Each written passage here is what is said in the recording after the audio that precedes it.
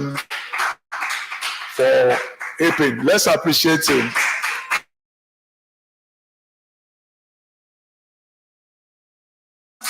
It's very encouraging. Okay, thank you so much. Then the next speaker is Dr. Jennifer Ayati. Dr. Ayati used to be my boss at the Society for Family Health. She is the Director, Technical and Strategy, Society for Family Health. Let's keep appreciating. Even women are not clapping for their own.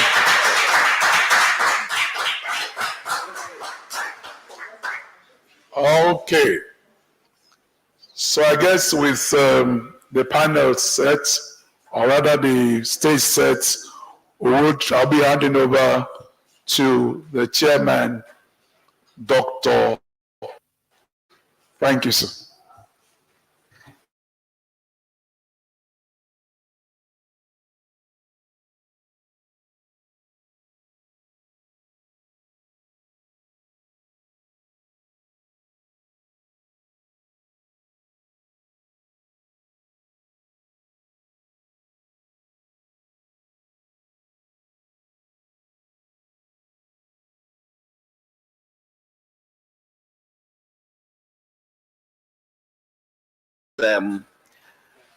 Opening this session with the second stanza of the national anthem, and I'm hoping that Shegu will lead us on this. Thank you.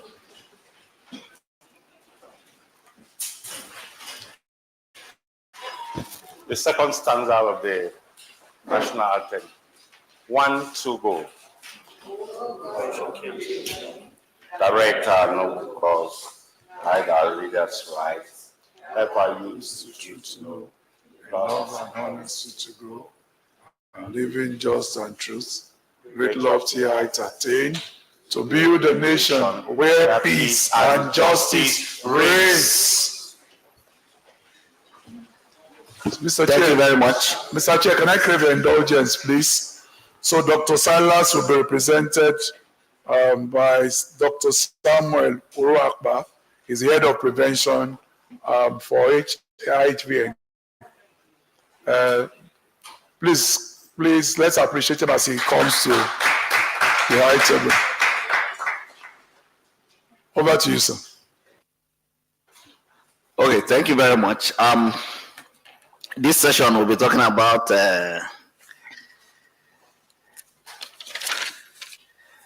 navigating the pathway to ending HIV and AIDS in Nigeria. And we'll have two erudite speakers. But before I introduce the speakers, just to set the tone for hearing from the speakers and then our discussion this morning. You know that HIV itself has a life cycle which starts from a binding process, a fusion, reverse transcription, integration, replication, assembly, and then budding. That's the life cycle of HIV/AIDS. And if we're going to end it, we have to apply innovative methods towards all these stages within the life cycle of HIV/AIDS to be able to take care of it.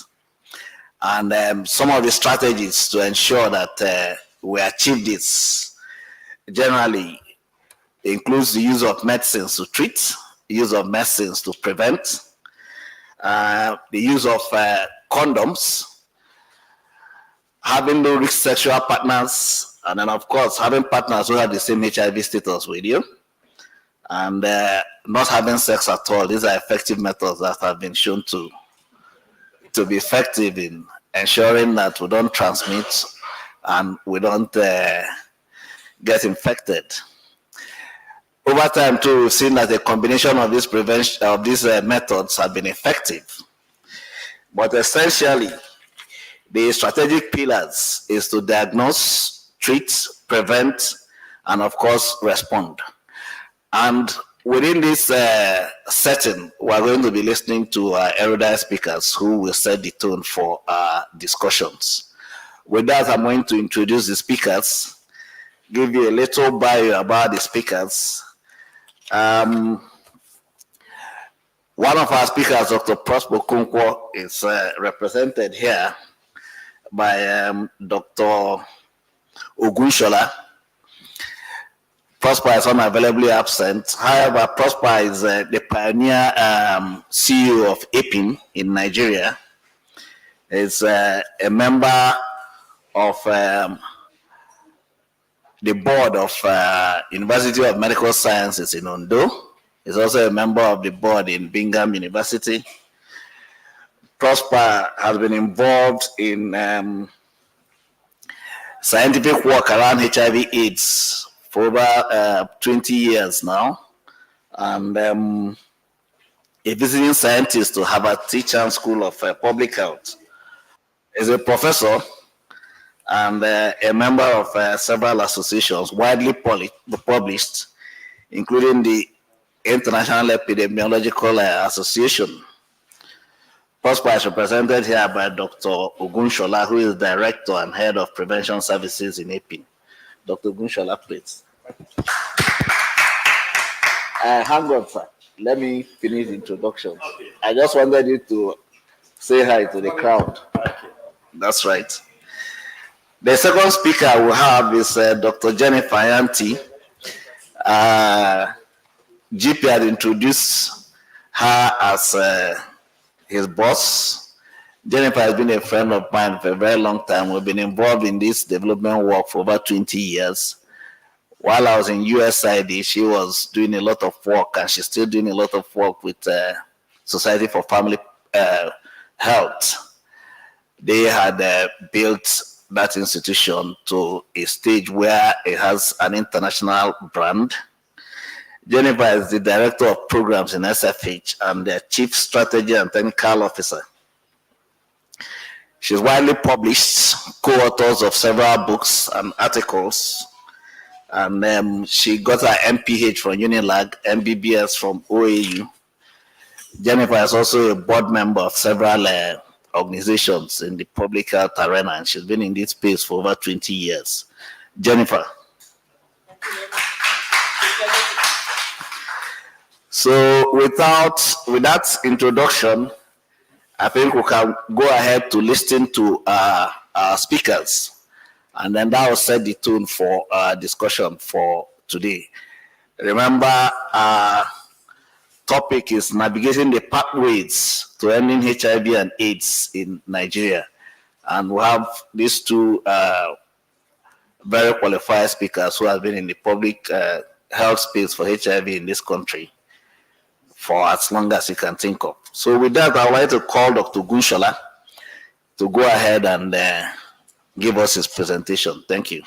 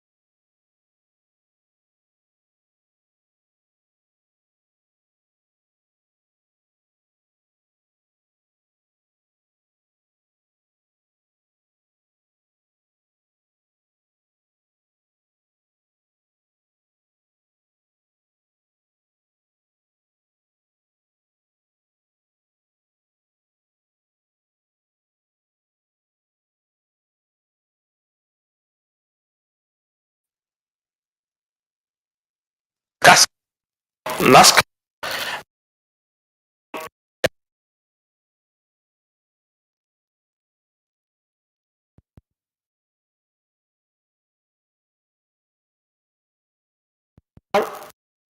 deliveries of this 18,000,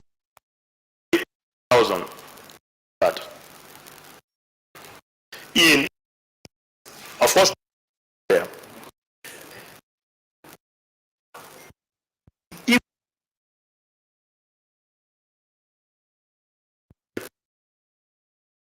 5 million,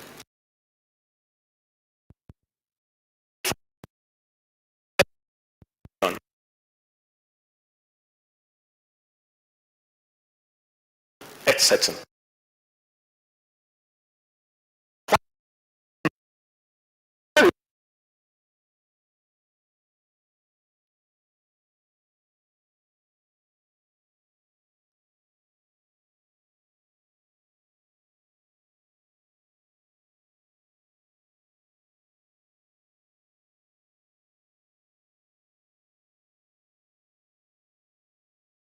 HIV. So if quite a large number of our women are going to mission home, going to TBAs, that means we need to address that area. And I will say two stories there, and they are true life stories. These stories happened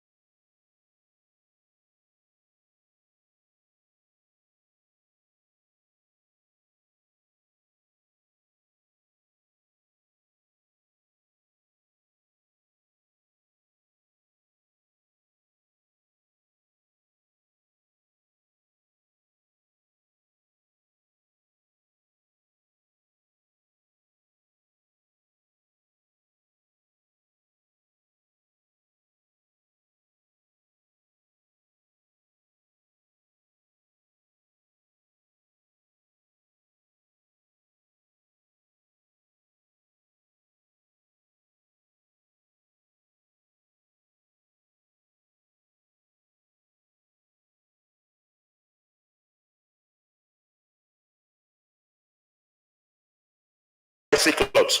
So that means she is what? Educated. A copper, pregnant. And she came to the TBA. I was thinking about a little bit. A car. This woman is either of the middle class or the high class. Education, she is wearing.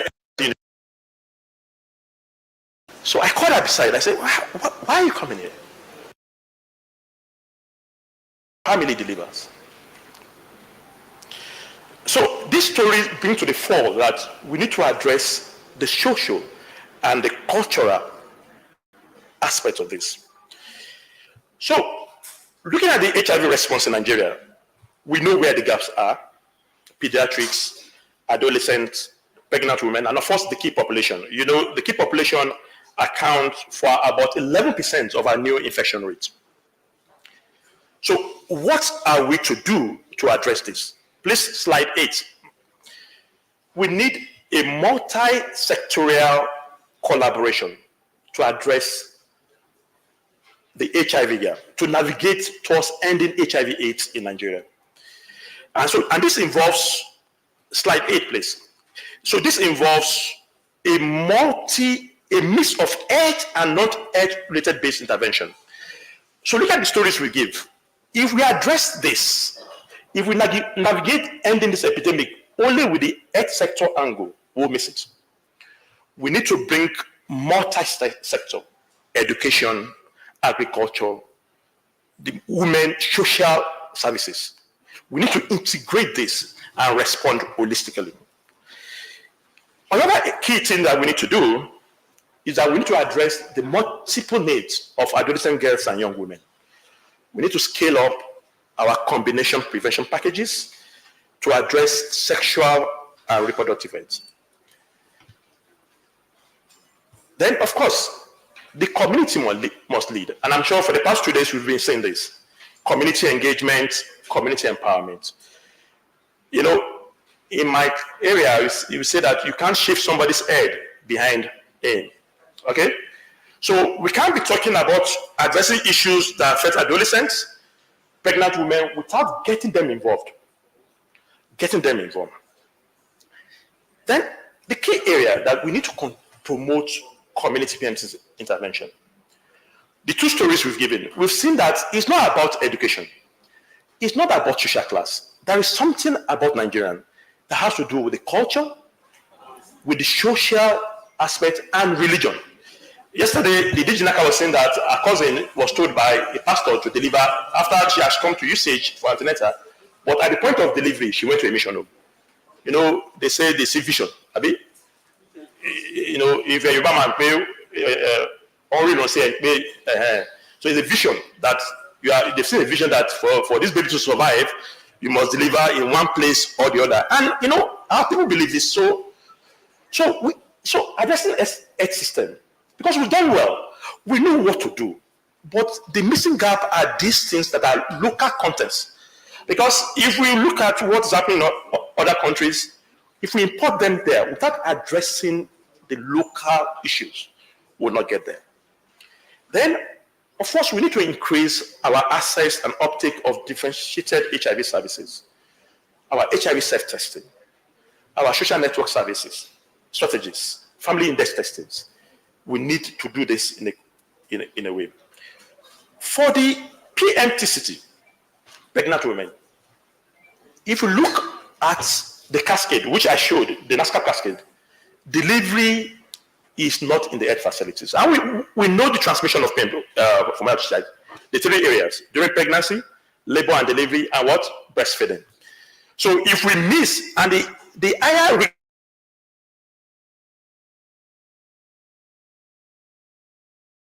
intervention. So where are they delivering? Of course, they are delivering in TBAs. So we need to engage the TBAs. We need to find a way, not only engaging them for HIV testing, but improving the health sector. For the TBAs I've personally talked to, it's not that they are not willing to refer women when they're in danger to the facility, but it's the issue of trust. Some will say that the way they abuse us, so they would rather keep that baby than to refer. Because at the point of referral, if the hospital nurse there or the doctor will first abuse them. But you can work categorically, we can work synergistically with them. When they come under regulation, when we welcome them and define their role. And that is the way out. Because our people, we've seen, whether educated or not, they are going there. Then, of course, the combination HIV prevention services for adolescent young people and KP. Of course, issue of harm reduction, promoting, and of course, we need to talk about ending inequalities by following the science. We need to do granular and transparent data system, institutionalized disease surveillance, and I will talk more about this. So I will emphasize 3 key things out of all these strategies I've talked about that we need to encourage to navigate ourselves towards ending HIV. The first thing I will talk about, slide 9 please, is the issue about not just looking at HIV positive, what we call status neutral. You know, in our program, as it is for now, our focus is you are positive, let's place you on drug. Let's ensure you are well. But let's pause a bit. We said we are one of the highest contributors to new HIV infection. Is the negative this year, few of them that was positive next year. So that means we need to look at the whole person approach to care, putting the need beyond what is the status. Because for now, our program is let's get the HIV positive. But we need to say, what are we doing to the HIV negative? And is the whole person approach. So let's talk about the whole person approach, which is what status neutral is talking about. And if you look at that cycle there, the cycle there, I like to put it as is what we know, the principle of public health. What are the social determinants of it? So in that cycle, you see, we talk about education. We talk about nutrition. We talk about housing. We talk about access to sexually transmitted disease prevention and health information. We talk about primary care. Because the truth is that if we integrate all these prevention activities in this system, in the education sector, what are we doing to adolescents and young people in school? That will be a kind of preventive activity. About 10 years ago or so, we have this strong program called Family Life Health Education. It was strong then. I hardly hear it again even. I'm not even sure whether it's going on again, really. At the beginning, it was really, it was a good, if you check the curriculum, it was good. It was good. Because when you build people's skill, young people's skill, they will negotiate sex. They will negotiate it. So what are we doing? So we should take a pause and say, we are doing well in treatment. But this prevention is not just looking at those who are HIV positive, but looking at all of us. And that is the principle of what the status neutral HIV prevention. The next point I would like to emphasize as we navigate our pathway to ending HIV/AIDS is the issue of surveillance. Next slide, please. And I would like to talk about the recency surveillance we are doing. I like to put this in a simple way. If there's an epidemic, if you control the disease, which is a principle in public health, so you keep an eye, you keep monitoring, so that if there is an outbreak, you act immediately. And that's the principle behind the surveillance, the recency surveillance. However, we need to expand this, because for now, what I'm saying that we are doing it in piecemeal. It should be a public health response that involves the SACA, the LACA, the medical officer of health. So let me give an example. If there is a Lassa fever outbreak, I'm sure the medical officer of health, who is like the commissioner of health at the local government, will go to that. But if we have a recent infection, do you see them? No, because it's seen as an IP thing, a donor thing. But it's something that the government, so we need to galvanize that resources. So when there's a recent infection, it's not just people going, it's a public health response. Because as we move towards epidemic control, we need to strengthen our surveillance. If we don't strengthen this surveillance, it's like we'll come to epidemic control, and in a few years, we'll get back to where we began. So the key message here is a public health response, and not done in isolation. It should be led by the government at the community. So when there's an infection, when we are going to mobilize preventive activities, it should be led by the medical officer of health. It should be led by the local managers. It should be led by the health facilities in that community, so that the community owns it. The religious leaders there, they should know that why we are doing this is that we saw a recent infection, and we are trying to break the chain of transmission.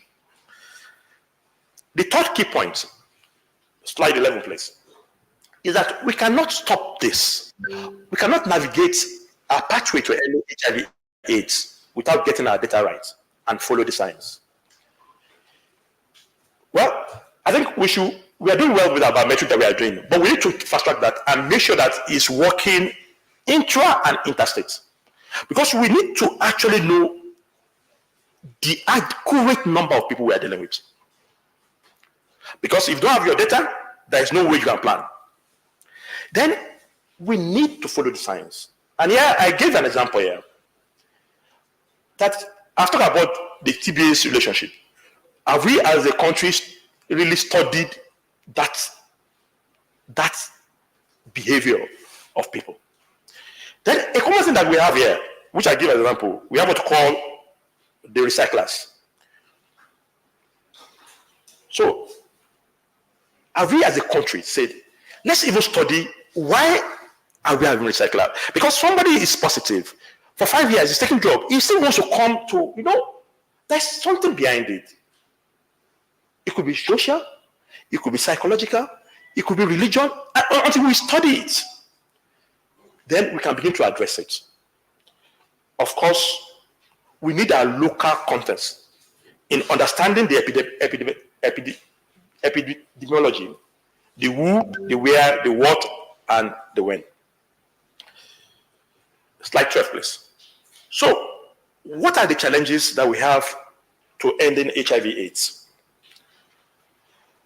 Yeah, we still have issues of stigma and discrimination. We still have it in our midst. We have issue of funding. I was checking. 80% of funding for HIV program in Nigeria is donor driven. So if 80% is foreign donation, then can we say as a country we are ready to navigate the pathway to ending HIV/AIDS? So we need to mobilize resources in country to address this, because we're talking about public health response for recency. It requires resources, because people have to go there. People have to stay in those communities to do the response. And of course, we need to understand the socio-economic factors affecting our clients. We need to understand it. Sincerely, Nigerians, we are different. If you don't believe it, just see the way we behave. See a Nigerian at the airport in Lagos and a Nigerian, the same Nigerian at the airport in the US, you see a change of behavior. But as it lands in that Lagos, another spirit just coming. So that is who we are. So we need to study ourselves. Sincerely, we need to study. If we keep following what people are saying globally, it won't work. It won't work. So I would like to end this presentation by saying the slide 13, please. What's the way forward? One, we need advocacy for increased investments, community engagement, and empowerment. We need meaningful involvement of people living in HIV and support. I use the word meaningful involvement. We need to involve them. Not that we plan and give them. They should be there from beginning. And of course, we need to strengthen our health system. And I say it, for PMTCT and even others, once we address the health system issue, the same problem affecting maternal mortality is the same problem affecting people.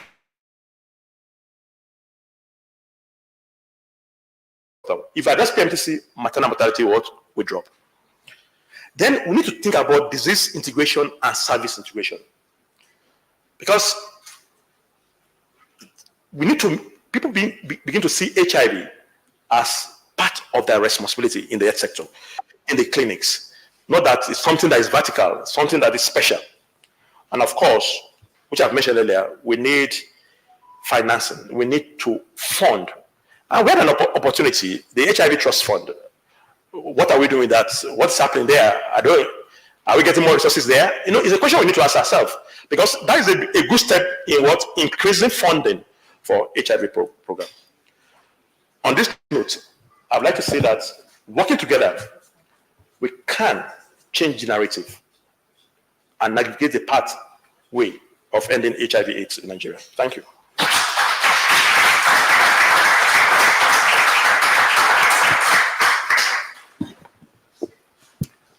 Thank you, Dr. Okushola, for that very insightful presentation, taking us through navigating the pathways towards ending HIV and AIDS in Nigeria. That's a very insightful one. Looking at the gap, pre and post NICE study, and what we have done as a country. So it is good for us to actually understand that it is a very critical moment for us to look at some of the gaps that has been seen in the presentation. We're able to understand the large gap that exists among some of our subpopulations, the pediatric adolescent, the key population, the HYW, and the pregnant women. However, it is very important for us to also understand the fact that we need to look at some of these strategic approaches, as has been discussed in this presentation, in a bit to close the gap. We need to up our game on community engagement,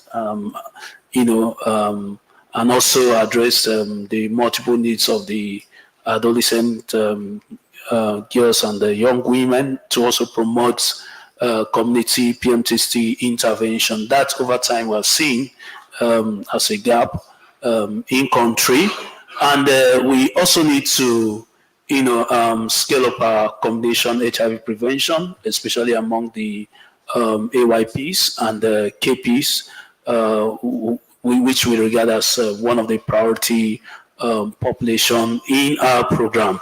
Another thing that came out strongly is the use of status neutral HIV care, which is actually focused on the needs ahead of the HIV status of the individual.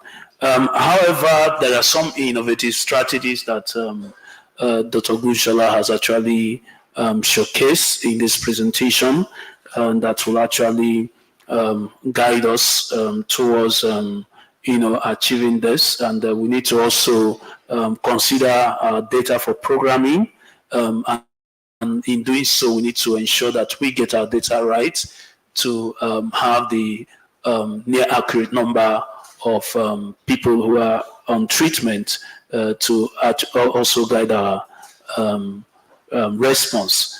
However, notably we have some challenges, as has been presented, and this will call for discussion. Some of these challenges, as he has mentioned, include stigma, challenges around funding, where we need to harness our funding through resource mobilization.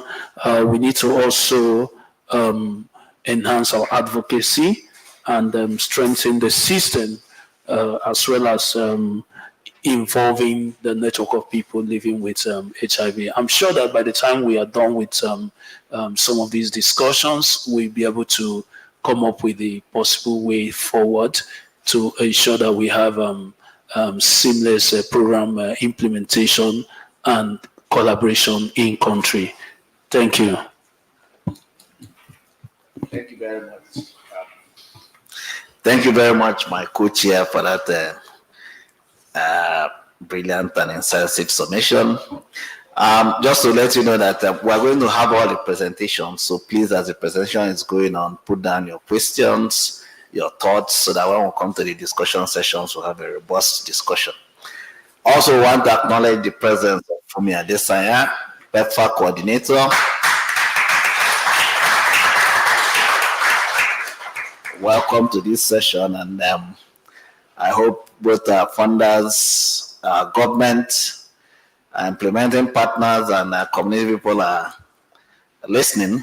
This is a very, very insightful presentations.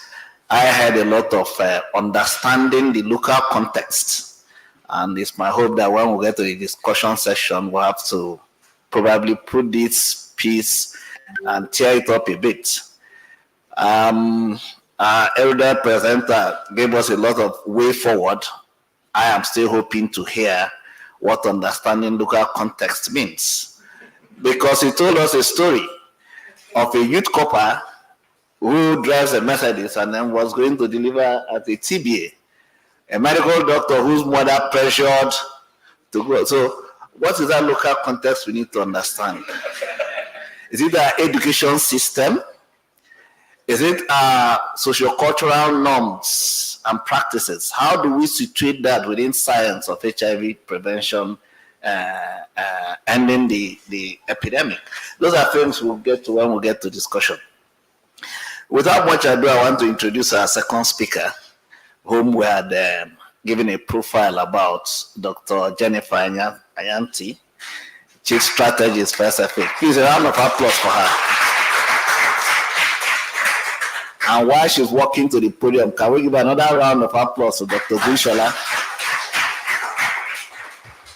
Thank you very much. Jennifer, over to you. Thank you. And good morning, everyone. All protocols duly observed. Excited to also, I know we've acknowledged the presence of Fumi Adesanya from PEPFAR, but I see a number of subnational leaders, DGs of SACAs in the room. So I'd like to also acknowledge their presence. Thank you very much for coming. And the reason why I'm saying that is because some of my comments will probably go quite strongly to the subnational level. I'd like to have the slides up, please. So let me acknowledge you in advance before you kind of like. So slides, please. Slides up. I hope the slides opened. So I've been asked to contribute my thoughts around navigating the pathway to ending AIDS. And I titled my subsection on progress through integration. And I think that's probably something that Dr. Ogunshola is speaking about. I hear ringing, in what we're talking about, the importance of integration and what we're doing when we speak about ending AIDS. So let's take a look for the newbies that are in the room, people who are new to the whole, next slide, to the whole AIDS epidemic. When we say epidemic control, ending AIDS and all that, I do have a slide that talks about what does that mean. And what that means is that eventually, in the long run, the total number of new infections continues to drop, as you can see from that slide, and also the total number of deaths continues to drop. And you'll be wondering to yourself, is that possible? And if we go to our next slide, you will see that it is. For example, Botswana, Eswatini, Rwanda, Tanzania, Zimbabwe, they've already achieved the 95 target. So they're really quite well on their way to ending AIDS in their countries, but of course they're still on it. And a further 16 more countries, 8 of them, of course, in sub-Saharan Africa where we dwell, that accounts for about 65% of people with living with HIV. They've actually already quite close to doing so. And so I just like to encourage all of us that though there are a lot of issues and context and all that, we're actually making some really good progress as a country. And I hope that we'll be able to showcase some of that at the International AIDS conference that's coming up. Usually when you go to that conference, it's always Nigeria isn't doing well, Nigeria isn't doing well. Well, at least we're able to say we're making some progress currently. Next slide. So if you're also looking out for specifically what's the end of AIDS, it means that, like I said earlier, fewer new infections, and so fewer, of course, AIDS-related deaths. So a lot less people are dying from AIDS. So the whole point about estimate is that there's about less than 1 AIDS case per 1,000 population. In addition, 95% of people living with HIV/AIDS will be on treatment.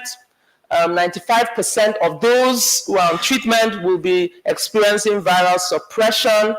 And then critically, which is still Nigeria's challenge, is that mother-to-child transmission will be eliminated to less than 5%. Currently, if you look at the statistics, which we're going to show in our next slide, we're still on our way there. So if you take a look at this, Currently, and I know I have slightly different figures from Dr. Gunshola again. This was taken straight from the NASCAP NDR for a few days ago. So again, you have 1.6, we have 1.5. The figure keeps changing. And I think that's really, the reason why that's critical is because if you don't know where you are, you won't know where you're going or what you're aiming at. And so are we at 1,600? Are we 1.6 million? Are we at 1.5 million? Are we at 1.9 million? The figures keep changing. And I think part of that is because we're yet to integrate the systems that we currently run in HIV into what is currently the national HMIS system. For obvious reasons, because again, we're using a surge approach. We're also responsible for about 30% of the world's gap in achieving its global targets for eradicating mother-to-child transmission. And the reasons are obvious. Poor linkages to PHC services. In the country, the last MDHS said only 43% of women that delivered in the last 5 years delivered with the help of a skilled attendant.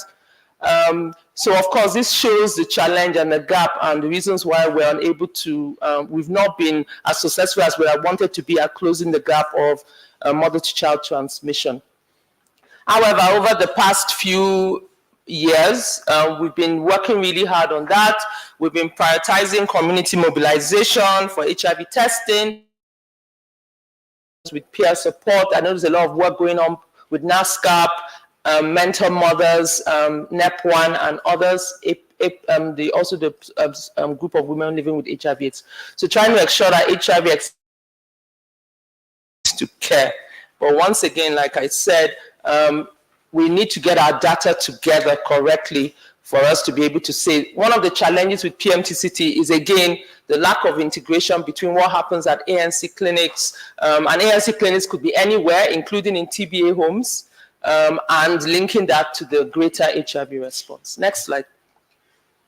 So taking a look, I tried to, this will be some suggestions on where we can go and how we can make progress. Number one, the importance of case finding. And I was so excited when I saw that Dr. Kalada Green was on this, the chair of this panel, because University of Manitoba, where I assume he still is, was one of the organizations that worked with organizations again like SFH and others to do some mapping and size estimation. So where exactly are the cases? So surveillance, and again, I think Doctor also spoke about that. So that collecting geo coordinates, exactly where are the people that are likely to be positive. I think one of the challenges with some of the work we try to do is that HIV is not just like the usual Lassa or COVID. Is not something that you can go to the village chief and say, well, in your community, there are 10 people living with HIV/AIDS, because that would just cause a whole, you know, it will scatter the community in some way and could lead to stigma. But there are ways in which we can do more focused testing through this, but also linking people to the nearest center for where they can get care. And I think that really is it. So again, once back to that issue of integrating the care. Again, looking at ethical index testing, social network testing, other forms of testing to be able to once again identify, and then you know, designing that comprehensive package of health interventions. I was really specific about health interventions, so, because the challenge often is that we focus simply on HIV, and my next slide will talk a little bit about that. But there's so much else that can be done within the intervention that is for those who have been found to be HIV positive, or those who have been found to be at risk. And I think that the reason why that's really serious is because some people are more at risk than others. And of course, we're talking about key populations, specifically females who have sex with men for commercial purposes, and other forms of KPs. So scaling up those interventions using PrEP, care.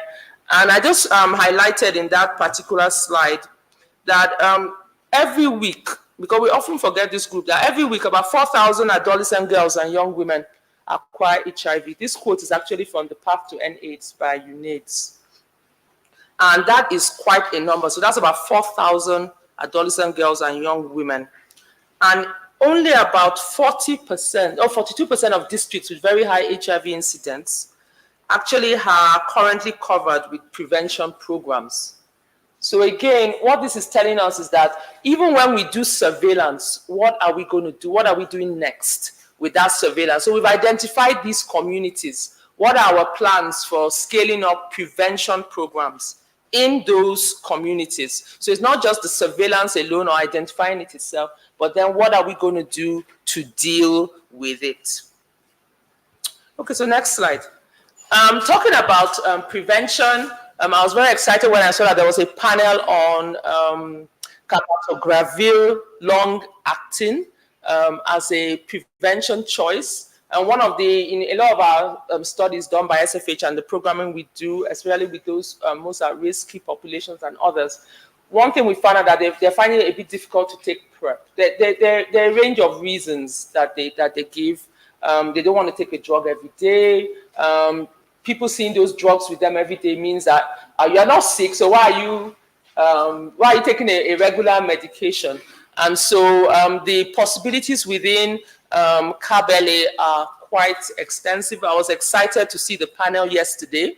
They found quite high adherence, much more than PrEP, but the initial results show after the first year, it shows unblinding. So again, taking a look, next slide, at what the possibilities are for scaling this up in Nigeria. There's still sparse data on drug resistance. So while we're jumping on the whole injectable PrEP, you know, Africans, Nigerians especially, we do quite like injections, but then we still need to look at, you know, do our own studies within the country to see what the possibilities are. So like I said, quite excited to see the progress in that. Okay, what about looking at the other, next slide, looking at the other 95s that I spoke about. So 95% of people who are positive are on treatment, and next slide, and 95% of those who are on treatment are on virally suppressed. One thing we could see, and I put a small picture there of a recent study done by, interestingly, one of the chairs of the panel, Dr. Patrick Dakum and his group, talking about the HIV geriatric cohort study. So often we tend to focus quite strongly on young people, young persons, but the evidence is that the levels of the epidemic are higher among older people. And also, what are we providing? What care are we providing also for that group? So again, as we're scaling up our treatment, we may be using virtual approaches, online approaches, but there are also a lot of people who are moving into their 40s, 50s, 60s who are living with HIV and AIDS. And so what are our plans around that? The reason why that's important, back to my comment on integration, is that a lot of the care that they require, whether it comes to hypertensive children, non-communicable diseases, and others, will be provided for them in the general health system and less likely to be in their HIV clinics. For example, cardiovascular disease is more common among people living with HIV/AIDS as they grow, increased risks of some cancers, anal cancers, among others. Also, how are we supporting access to multi-month dispensing for both PrEP, which is to be taken continuously, and ART? So through clinics, drop-in centers, and private pharmacies. So again, back to integration, what's our work in scaling up some of these approaches into other private sector facilities? How can we link this up to drop-in centers and TBAs, for example? So another question on that. So vaccines, again, next slide. Slow progress is better than no progress, is what I'll say. And always prevention is better than cure. So, so currently there's no vaccine, as we're all probably well aware of. But I know that Nigeria is currently part of the HIV Vista program. Thank you very much to USAID. I think, if I remember, I have a feeling that IGN is part of it. If the HIV Vista, you may not know, but again, it's looking for an HIV vaccine. I think what's important, and what I want to say about this, is that currently with the new mRNA technology that's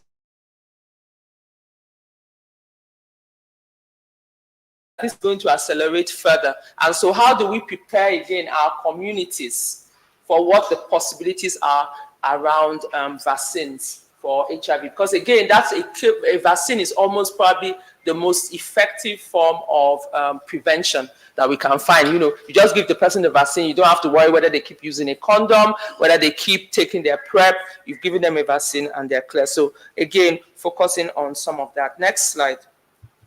So my view on this too is that individualized care has its limits. We work really quite hard on that. Again, when it comes to prevention services in general, there are quite a number of challenges: structural, legal, social barriers. Often, many people who live with HIV/AIDS, they get regular treatment. People say, "Oh, but your drugs are free," but that doesn't mean I'm happy to be taking the medicines on a daily basis. What else can I do? How can I be encouraged? Especially, we found this to be especially for young people. Because number one, age-appropriate disclosure. Many of them don't even know what they're taking, why they're taking it, and so after a while, you find out that a lot of young people may end up with multi-resistant HIV. So it's really important that we address some of those issues around that. So again, stigma and discrimination, limited access by special populations. We've spoken about key populations here today. Next slide. So also, one of the pathways, and at the end of this, you're going to see that I do suggest a pathway. There's been a renewed focus on local capacity building and strengthening. So you can see there that the Minister of Health, again back to integration, is looking quite strongly on we're going to advance the HIV response. So he's also looking at what he wants to do. I'll speak a little bit about that. USAID is also focused quite strongly on local capacity strengthening. I'm also excited when Ms. Fumi Adesanya spoke about a number of initiatives coming up for local organizations and partners. So I think there's been a renewed focus. It's important for us as a team, as a country, to actually focus quite strongly on taking up these opportunities. Sometimes that's the difference between us and some of the other countries. We don't take up the opportunities that are out there for moving forward, especially for our local communities, key population, CBOs, among others. Next slide. So some suggestions for structural interventions. We need to adapt our policy efforts. Policy is at various levels. People often feel policy is at the federal level, but policy is also at state. It can also be at local government and at community level, and even in sub-communities. So for example, sex workers have their policies. There are some policies. If you go to a brothel or to a group of sex workers or a bunk, there are policies within there. And so how do we support the policies that are being generated? How do we provide funding to those smaller groups so that they will be able to support and develop their own policies at their own level? Then again, law enforcement, sensitization on KPs, what's allowed, legal literacy, critical among the structural interventions I'd like to suggest. A lot of the reasons why we have to run one-stop shops and really focus quite strongly on them is because of the stigma and discrimination that remains in lay health workers. And so how do we address this for stigma reduction training among health workers within the country, so that a large group, as we continue to expand into programming, we can address areas of stigma. And sometimes the reason why health workers do stigmatize is because they probably feel they don't have either they don't have the training or they don't have the tools they need to support. And so they end up showing this as stigma. So how do we focus as a nation on continuing stigma reduction training? And the minister would like to train, I believe, 120,000 health workers over the next year. And so it's critical that we as a community, we come together and we insist that, for example, stigma reduction training is included in the training that they will be provided. We need to develop SBCC models for scale-up of prevention interventions. This is an HIV prevention conference. In the past, we had the Peer Education Plus model. I know our the head of the technical committee was a core part of that. There were national models that were used for prevention. What are those current national models? Do we have a national model for for combination prevention, for example. How is that documented? How do we train CBOs to be able to carry it out? And so if we develop those, we make them context specific, what can be done in the north of the country. For example, USAID is supporting key population programs in the north. What's being done in the north is quite different from what may work in the south of the country. And so, again, developing those context-specific models. How do we include the participation of community leaders in community-led monitoring? Capacity strengthening, I've spoken about that. Safe spaces for young girls, adolescent girls, young women, and also for key populations. And then Dr. Gushola did speak about livelihood support and economic strengthening for groups. And so sometimes it's about linking them to those things that are available. Often in HIV, we sometimes keep the program kind of like separate from the total nutrition, HIV, nutrition, maternal, neonatal, child health, social register responses. And so something we've tried to do, for example, with orphans and vulnerable children, is we enroll them on the social register. Now, if they're enrolled on the social register, they have access to all these services that are being provided to those who are poor and vulnerable. So taking a look at strengthening and moving the sector out. Other examples, and I think it's really key in Nigeria, is mental health. And so taking a multi-problem, modular, flexible approach in stages, training providers, what can a certain group do, what can the next group do of providers, and as you move up. But everybody needs to be trained on mental health. If you have a single program, it helps lay providers to treat a range of common mental problems, behavioral health problems, and ensuring that you can address things like poor prevention, poor HIV prevention, poor treatment outcomes by providing those services through lay providers. Of course, alcohol, substance abuse, and others. And then mental health can also address high-risk behaviors. And then, of course, addressing gender-based violence by strengthening violence prevention and response mechanisms, GBV plans, GBV programs. And I know that a lot of work has been done, for example, with a number of the uniformed services, including ISBA and others around this. Next slide. Okay, so the elephant in the room is PMTCT. I'm not going to go into this anymore because I believe Dr. Gushola did give quite strong credence, but I'd like to say something. I'm a doctor. I was, when I had my first child, my mother-in-law came to stay with me, and I was trying to be what? Exclusively breastfeeding. I now went one day to go and do my hair, and when I came back, the baby was screaming all over the place. You know these boys. He was crying like a banshee. My mother-in-law was eyeing me like this. I just gave up, and I started giving the baby bottle feeding. Yeah, so I'm a doctor with many years, but the social context to some of these things is just key, because by the time you are pressured, and that's what you need to realize. So again, how do we provide those services in those places is what we need to think about. We cannot deal with some of the social challenges. In the North, many women prefer to deliver at home. How do we link them quite quickly to service delivery? But I won't go into more details, but I'd just like to talk about something we've done in KP Care 2, the USAID KP Care 2 program, where we've been able to support expansion of HIV testing services to health facilities through what we call community and clinical service assistance points. So they can collect viral load samples, they can act as drop-in centers for people to pick up care, they can collect samples for TB, they can provide advice. And these are PHC facilities. So again, back to integration, what can we do better around integration, and how do we continue to think of that? And I hope that goes into the resolutions of the conference. Okay, so next slide. Talking about integration. Now, the science tells us that integrating HIV services into primary healthcare services is essential. The science tells us that it works, okay? And I took a study from PLOS Medicine to talk about that. Number one, it helps to increase access to care, reduces the burden of disease or the stress on, standalone facilities. It helps combat stigma. I'm used to saying it's a chronic disease. In most countries in the world now, HIV has become a chronic disease. It's also an opportunity for people to provide care. But how can that be done? Next slide.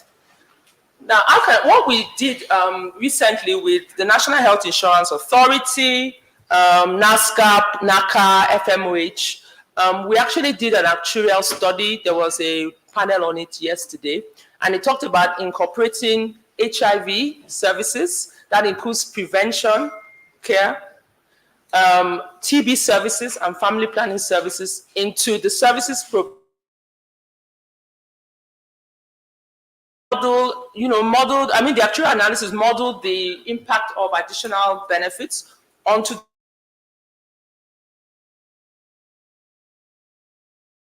premiums that would needed to be added were about 134 to 557 naira per person, just to add on HIV, TB, and family planning services. I think that's affordable. Am I right? I think that's affordable to ensure that people have access to care. I think that's affordable. And so I really encourage our SACAs in the room, SMOHs, that you can do it. What did I say? You can do it. Just add a little. Okay? It's actually 500 naira per individual in your states. Isn't a large amount of money onto your current premiums. So I really like to encourage you to do that.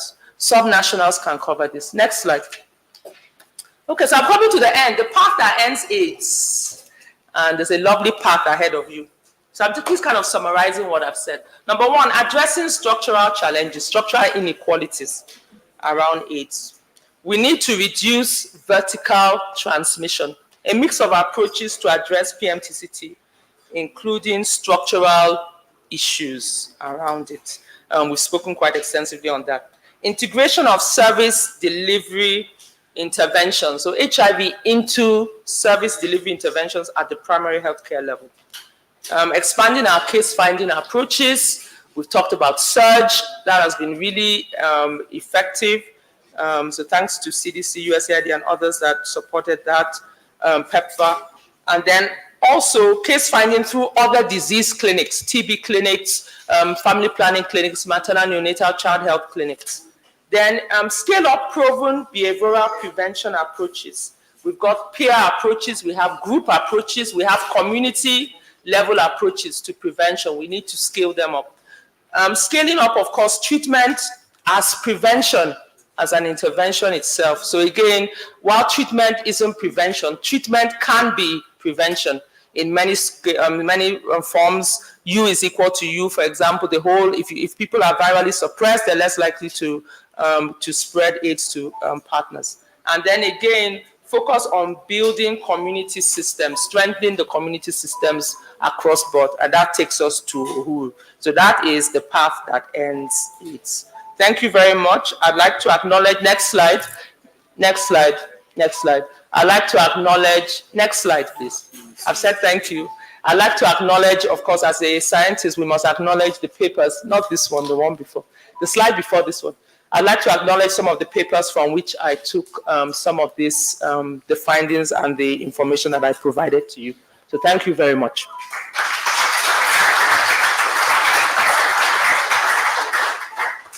Thank you very much, Jennifer. Can we have another round of applause for her? Thank you very much. Like I told you, you are in for a treat.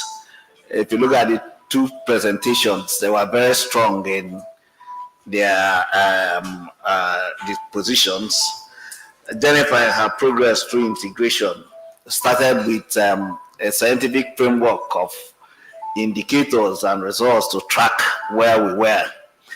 She gave us hope that some African countries have achieved it in 95, 95, 95. And so Nigeria should be able to follow in the lines of those African countries and end the AIDS as quickly as possible. You know, she took us through the various prongs and stages of integration that we need to take on board to improve on what we are currently doing. You know, she noted the issues of data, just like Dr. Gunshola, but that lack of integration was a key challenge to our efforts so far. She highlighted the importance of case finding, knowing who and where, the surveillance component of it. And then she also mentioned the packages of our health interventions on how those should be utilized in our efforts to ensure that we make a better progress within the limited time and then challenging resources. She talked of the linkages, treatment and retention, efforts in vaccines, and then local capacity strengthening.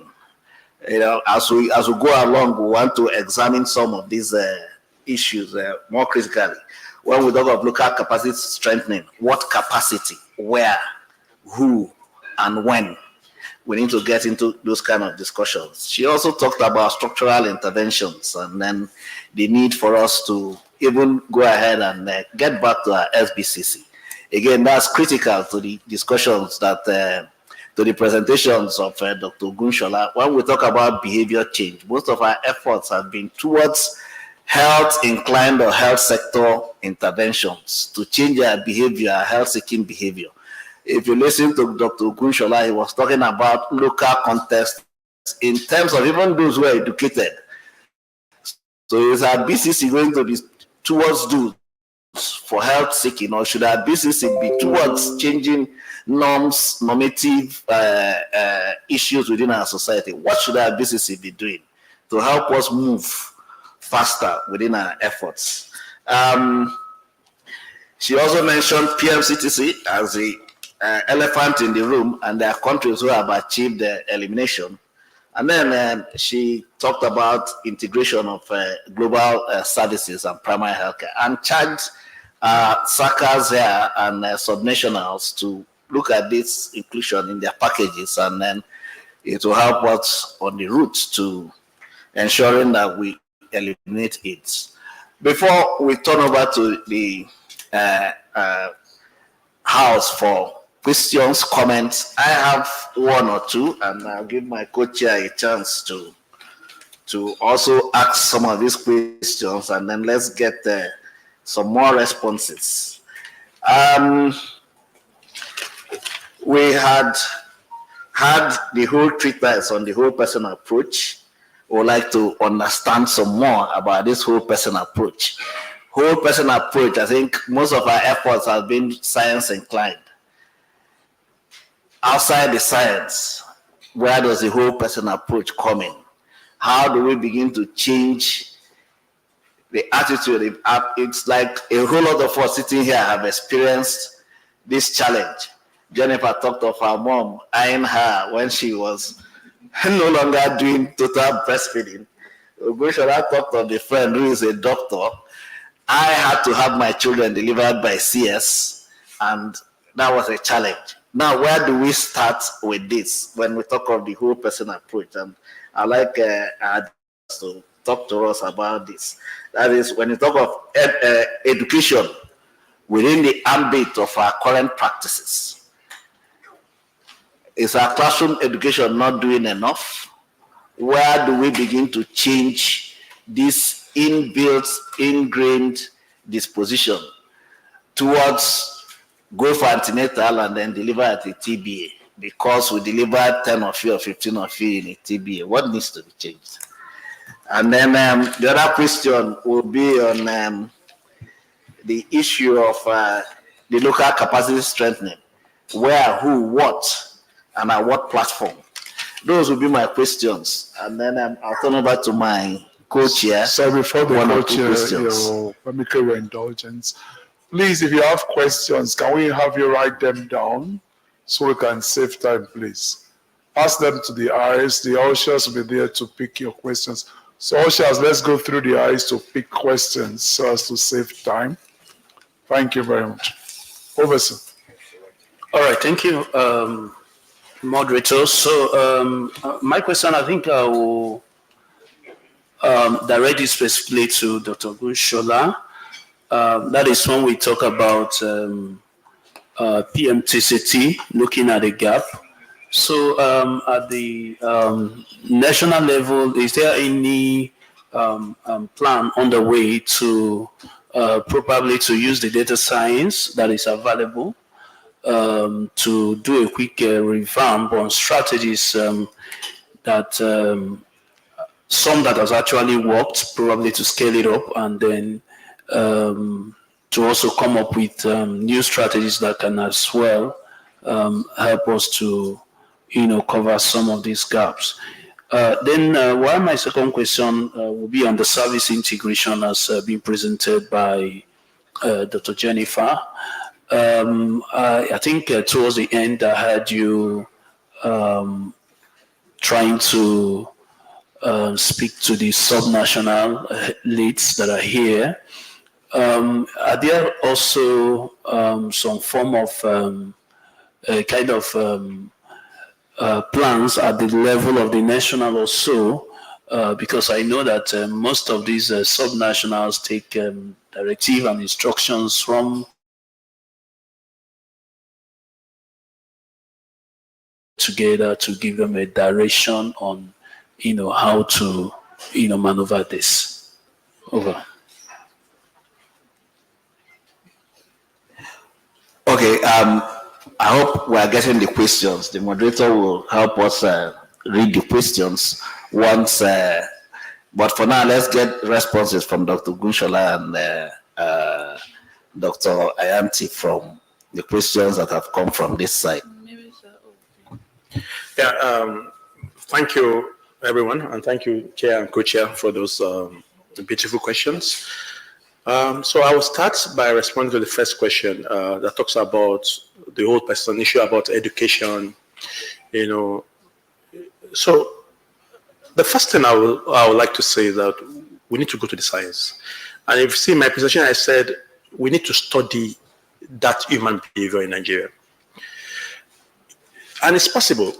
We know those people. We know women who deliver in these facilities. We know the TBA's owners. We know, let's do a national study to see where are people. And this study will be a qualitative study because we need to understand the norms. We need to understand the thinking behind that behavior. Until we understand that, then we'll solve the problem. But if we say what we are hearing, which some may be true, but what is the evidence? As a people, we are cultural. We take religion very seriously. And until we address those cultural issues, like the example I gave, is cultural. We respect our parents. Even if they're not educated, we don't want to offend them. That is the people we are, which is good. But sometimes it can lead to problems.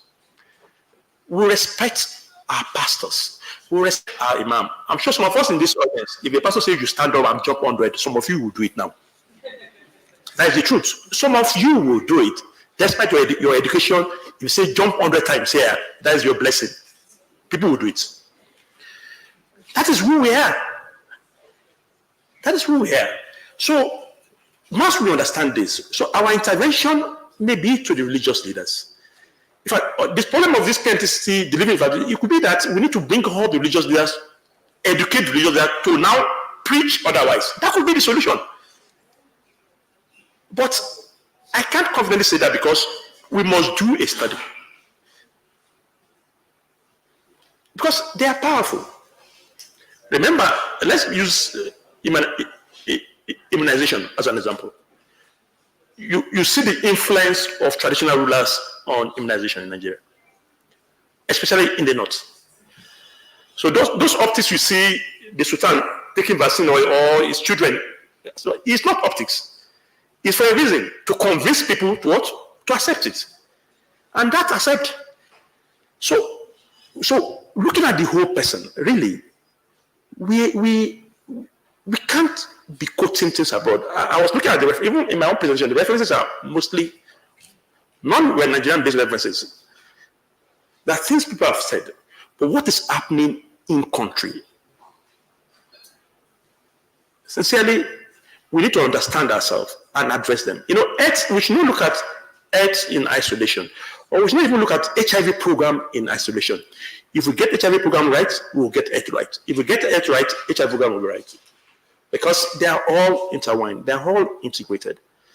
So my answer to you, sir, is that we need to do a national study. We need to understand the context. What are the barriers? What are the facilitators? What's the socio-cultural thinking behind those behaviors? Then we need to address them. For example, if it's religion, then we need to have meetings. Instead of bringing doctors to meetings, we'll bring pastors, imams, and babalawo. We'll talk to them. So they are the ones that will now tell their members that, look, deliver in the hospital. Or if they say they need to pray, we can have a system whereby a pastor comes to the hospital in the morning and pray. What is there? Or an imam comes to the hospital and pray. See, we need to understand our context. We are very, and really, it looks funny, but if you don't do things well, I tell people in order that is this only country I see whereby you see a pedestrian bridge and nobody will use it. It is Nigeria only. Just is this country only. That is the thinking. So government has to now do barricades on the divider. Are we animals? We are not. But that is our thinking. So we need to understand ourselves. Sincerely, we need to understand ourselves. Then we'll address the second. Thank you very much. Okay. Thank you very much, Chair, Co-Chair. Really appreciate your chairing of this. Maybe looking at, I'll just try to maybe add a few points on the whole of person approach. I think a lot does start from education. Education, no matter at what level, is useful. And we often don't realize that education takes place in so many places. Education takes place, first of all, in the home. Then from there, it goes to the schools, whether they're Western education schools or Islamic schools or mission schools. And so if we're looking at the whole of person approach, this is a prevention conference, specifically, we really need to say what are our curricula around certain things.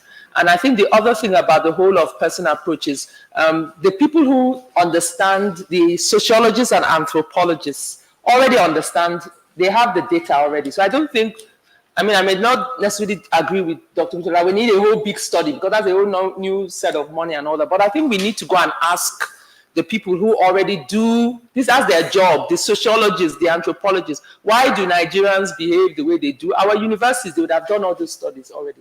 And then we can use that to, maybe we're not calling the right people to the room, like you said, Dr. Gunshola, we're not calling the right people. So let's get those people and say, okay, how can we adjust this? Maybe it's we medical people, health people that have been, talking to ourselves. Let's get those people. Let's get the education people, and then we'll be able to get to the bottom of this. One of the other issues is also economy.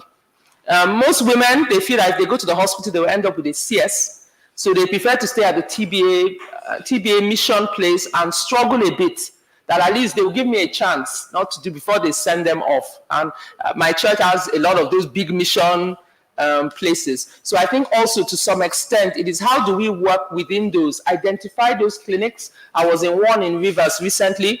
People really like those singing, the prayers, they like it, like you said. And so working within the context, and then also working with the groups of TBAs to say, okay, anybody can do an HIV test if trained, just like malaria.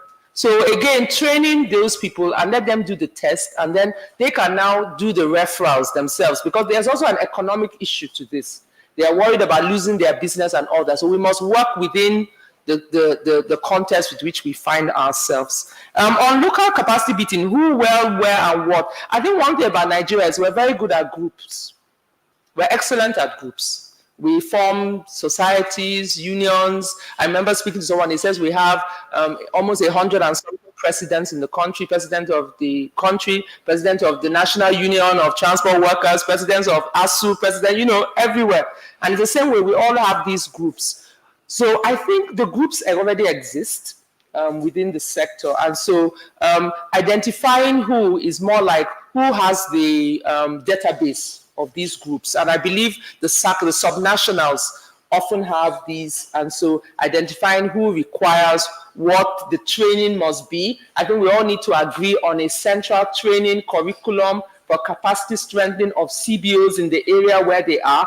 And then when the donors, funders who want to support come, we're able to say, this is what we do, based at the national and has been accepted at the subnational level. So that's the who, where, and what. Because if you do, even within our communities, we have these community development committees, world development committees. Again, they are all groups that can be brought on board on this, especially when it comes to surveillance. They're really quite important in the area of surveillance. Service integration.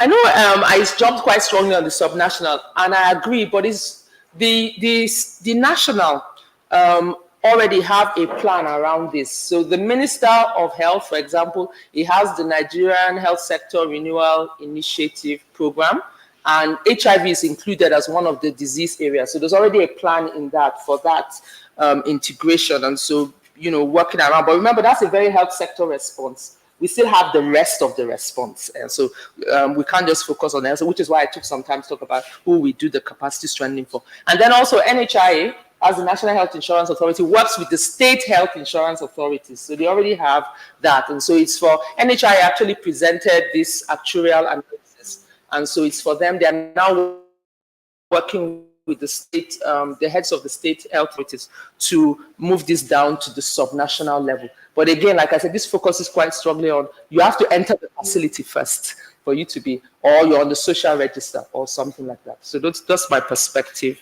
on that. Thank you. Thank you very much. A round of applause as appropriate. We'll hand over to our moderator to facilitate this question and comment session. Thank you. Thank you so very much, the speakers and as well as the chair. We just have 3 questions here.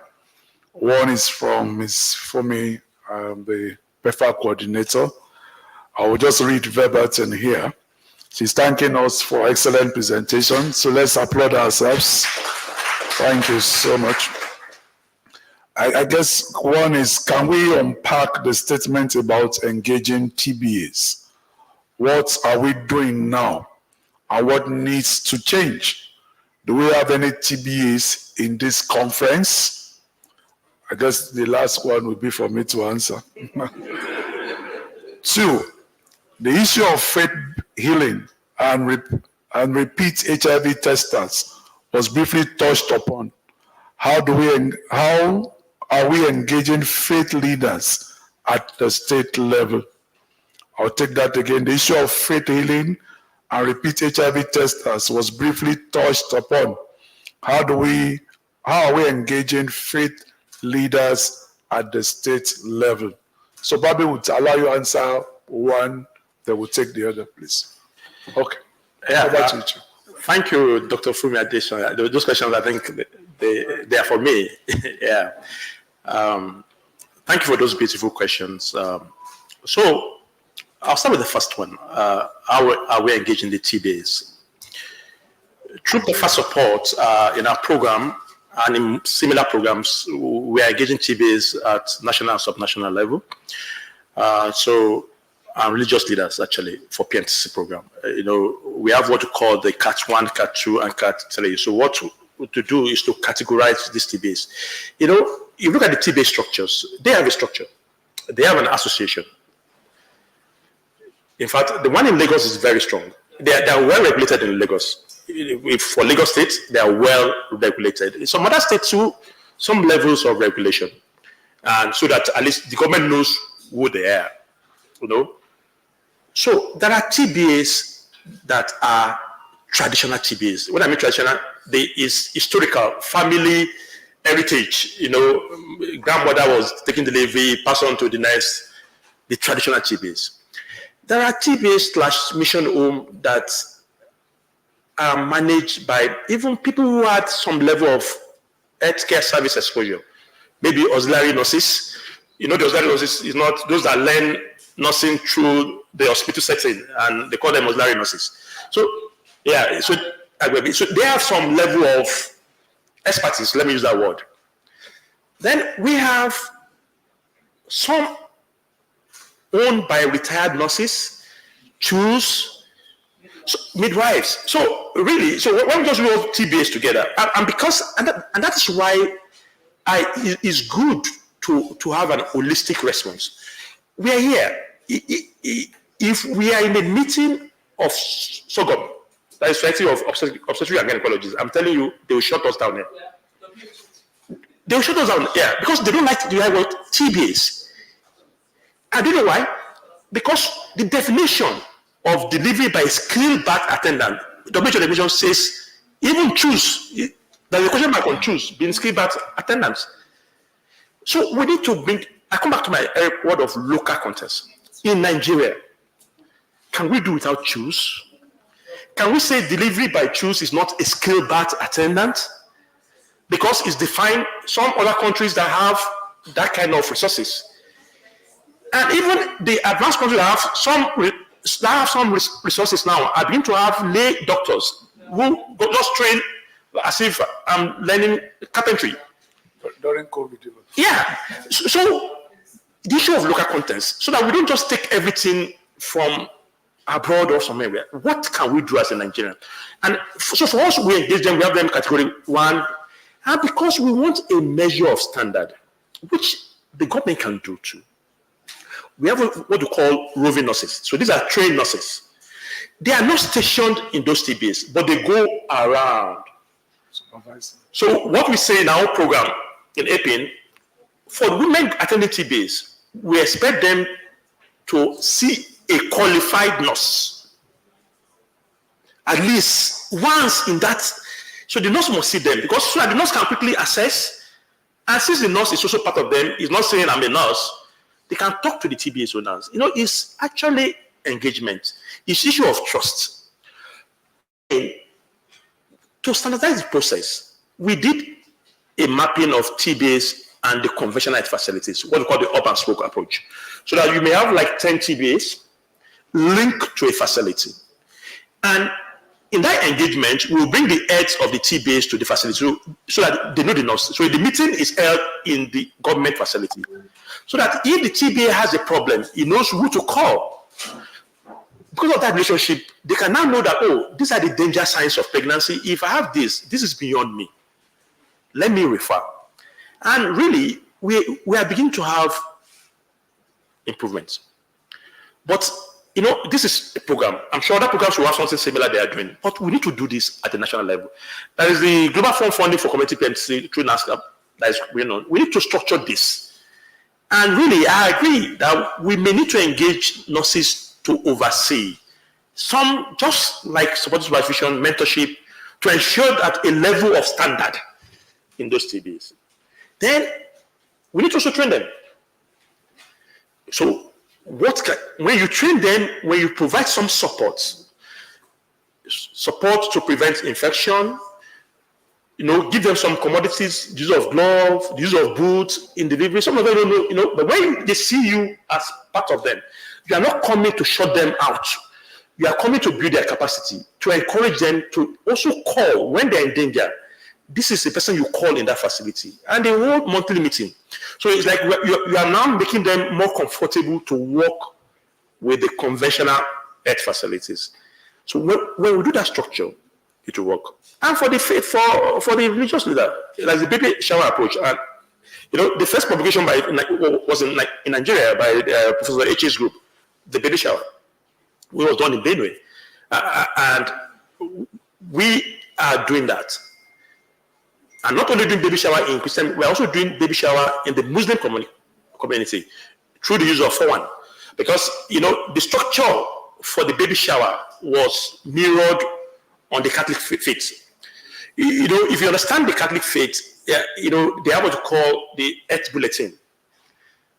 The diocese produce. So it was a good one. So it was easy to engage the Catholic faith on Earth sector because that's the Earth Bulletin that they read in the church. So you incorporate PMTCT information into that. That's what we did. And it began to work.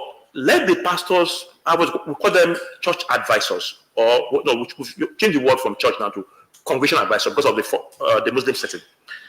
So they are trained to provide some kind of health information, and you have people who can do the test. They do it there in the church, at the place the pastor agrees. And the pastor becomes like the link to ensure retention, to ensure linkage to the facility. Enough preachers will say you have to deliver in the facility, gives that information.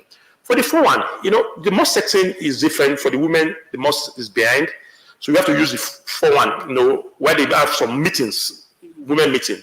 So that is the angle for the Muslim community. So really, there's an ongoing engagement, but it can't be in silo, program by program. It should be a national response, and we'll get there.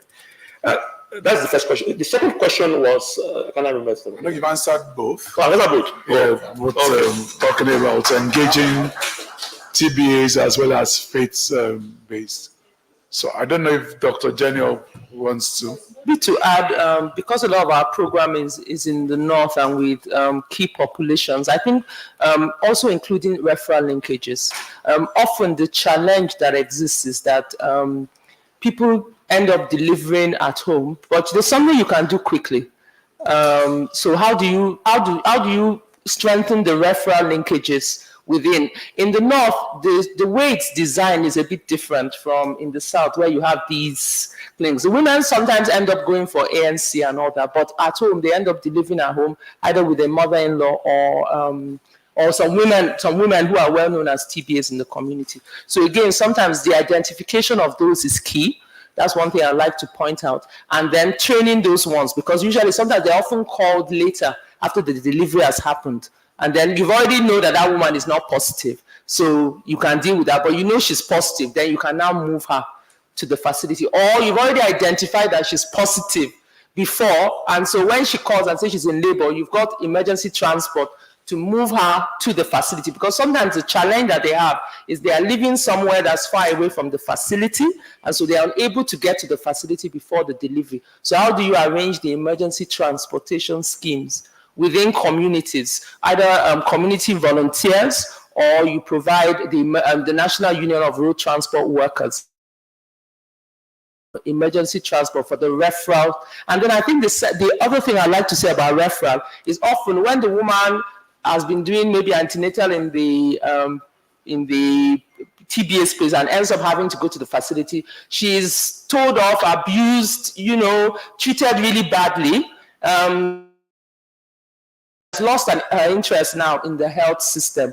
And so it's really important that when we do those referral linkages, people accept that people can take their care wherever they want to, and then they provide the right support to them to trust and believe in the health system where they're based. I think another thing too that we've also noticed, and I think a lot of the work being done around decentralized health facility financing by government is critical.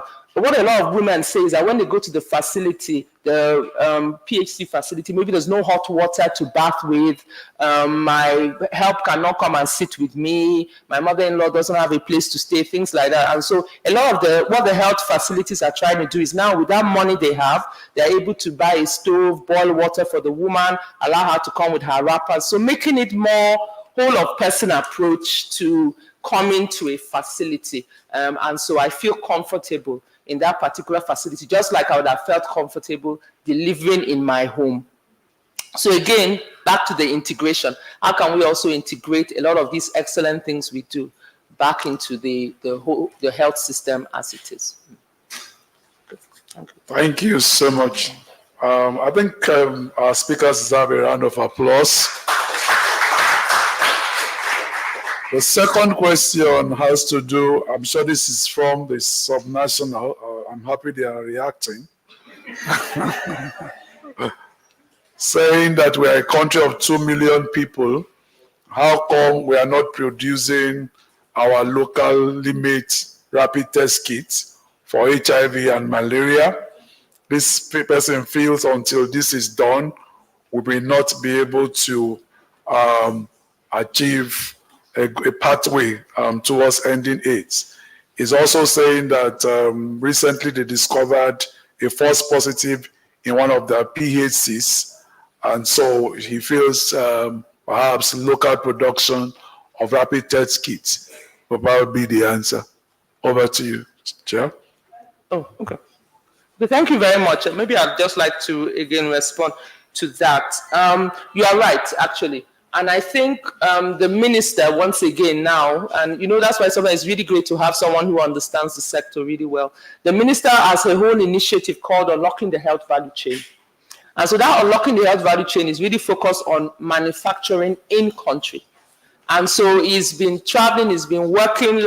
2 days ago when this conference first started, he was with a group of manufacturers, international manufacturers in the country to talk about, okay, how can we start some of this? I know that one organization has already started manufacturing rapid test kits for diabetes, to check for hypo and hyperglycemia in the Lagos area. And so he's doing a lot of work in that area. So I like having hope in the country. So I believe that over the next 2 or 3 years, we're going to see some of the impact of that. But please know that one of the reasons why sometimes that's a challenge, sometimes people think financial, so who is going to buy? So again, back again to the national and subnationals in this case, if people do produce these test kits, rather than importing test kits, purchase from the local manufacturers so that they'll be able to continue to produce more. And then the second thing too is quality of care. So again, people have to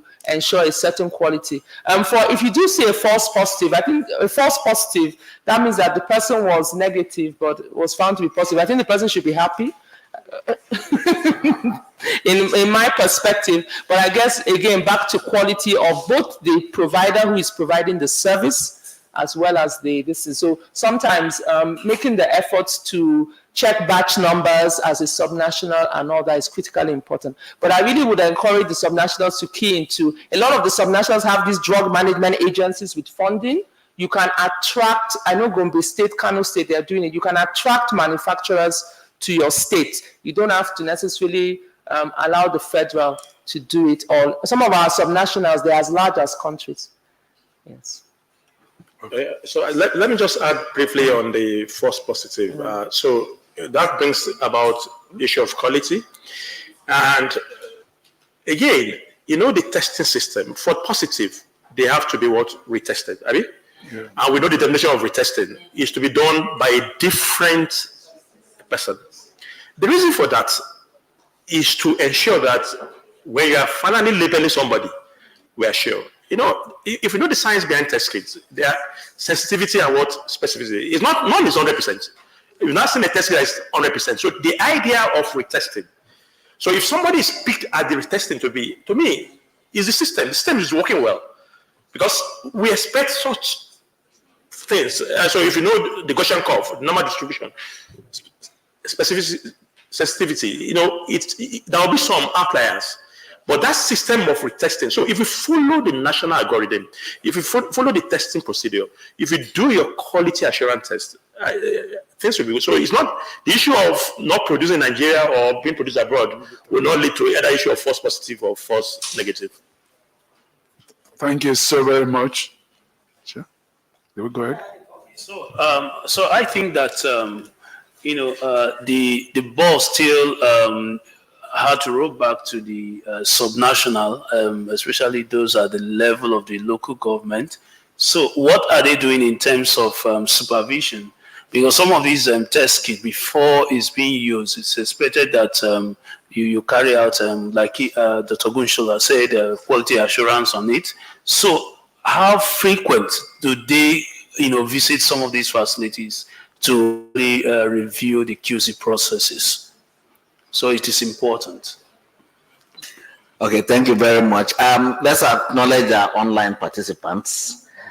We didn't get questions from them. Also, let's acknowledge our sign language. Let's say, please, a very big round of applause to them. For those who have made sure that nobody is left behind in this conference. Thank you. And just before I hand over to the moderator to probably close us, I want to agree with Dr. Jennifer about those who are being called to the table. Anthropologists, sociologists. I'll tell a story told by a professor of public health. There was a town in Nigeria where development partners came to put in boreholes. Before then, the children will have to go to the stream in the mornings to fetch water. And when they came to put in their boreholes, there was severe resistance from the village. They didn't want the boreholes, and everybody was confused. And they've studied all the medicine, all they studied, they didn't understand why the people didn't want the borehole. So the professors in their wisdom decided to call an anthropologist. And guess what the anthropologist found? If you put the boreholes, the children will not have to walk 1 or 2 kilometers to the stream to go and fetch water. During the period when the children walk to that distance to go and fetch water is the only time the man and his wife has for themselves. And so there was resistance. So immediately that was found out, it changed the whole landscape. So I agree with Dr. Jennifer and Dr. Gushola. You have to understand the local context. Thank you. Thanks, Chair. So I guess the chair is telling us that the social is also a science. So we must, beyond the medical science, understand the social science if we have to make progress. So I have 3 questions, Chair. I'll quickly take them. One is there a supportive legislative policy for clients who may require legal aid to prevent or deal with discrimination in employment, against stigma and discrimination? The answer is yes, but let me allow the speakers to answer their questions. Okay, are you taking all? I should answer. Okay, yes, there is supportive legislation, and I know a number of states have also domesticated their own supportive legislations. If I remember, even all the way back in between before 2014, states like Benue, Enugu, Kaduna, Kano, others, so many states, they all have. I know even Kano recently just put into law a premarital screening policy of some sort. So most states have. I think the problem most people have is that we've not tested the laws. So if somebody is found to be stigmatized against, go and test the law. Go take the law, get a lawyer. The state should be able to support, the SACAs especially, should be able to support that if it's proven truly that the person did, so that people know that there is a law and that it exists and that it can be used for punitive reasons. Let me just add to that, there are some legal NGOs or organizations that can support, even the legal aid can support. FIDA, they have sections, units that do that even free of charge, that they are willing to support people whose rights are. So I think it's more of, looking at the resources we have. Use them. So again, the subnationals, please let's make this awareness very open so people are aware they have legal aids. How do we scale up PMTC without skilled human resources in the facilities? Health system approach is necessary. Is this a comment or a question? Comment. Speakers? Comment. Okay. The last question on stigma. How do we change society's perspective of always linking HIV to immoral behaviors and encourage the acceptance of HIV like every other incurable disease, e.g. diabetes and hypertension? Speakers, please. Maybe Dr. Gushola wants to start. Okay. I just wanted to say something. I had written down when the presentations were going on. And the question was, how do you develop a public health response for a private act? That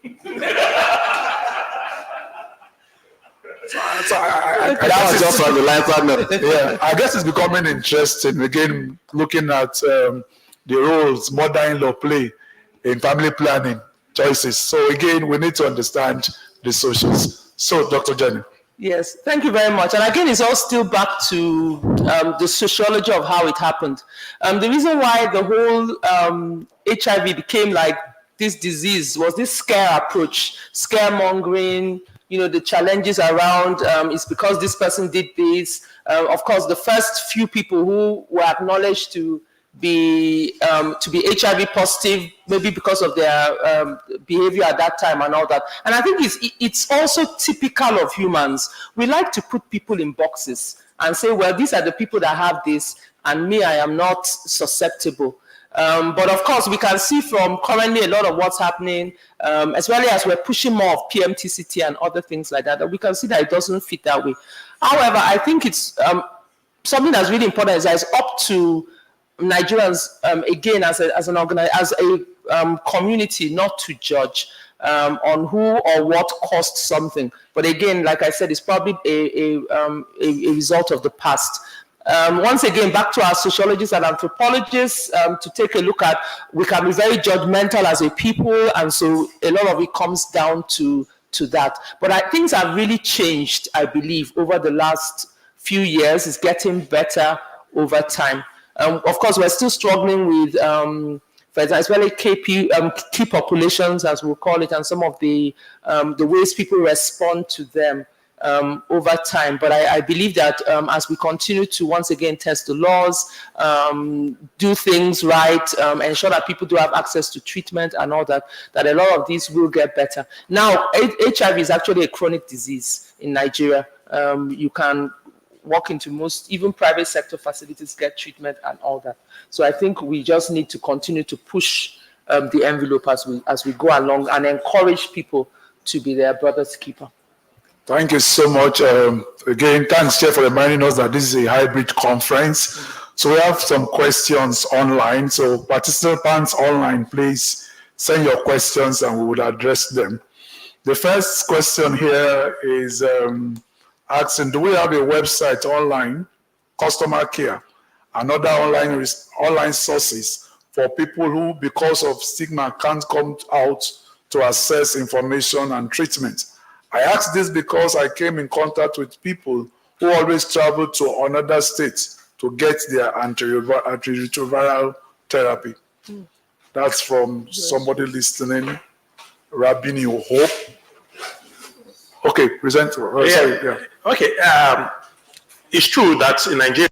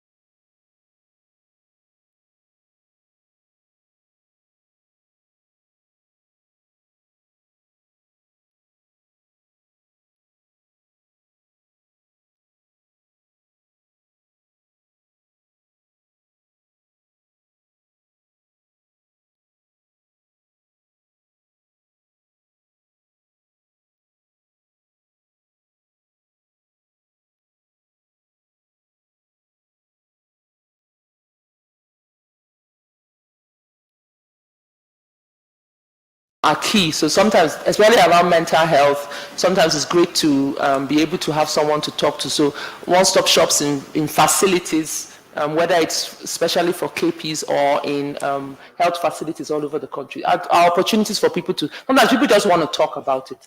And so giving them the opportunity. Okay, so the next question is from Yusuf Dauda from Osun State. Do we have a national toll-free phone line to contact for rapid case reporting?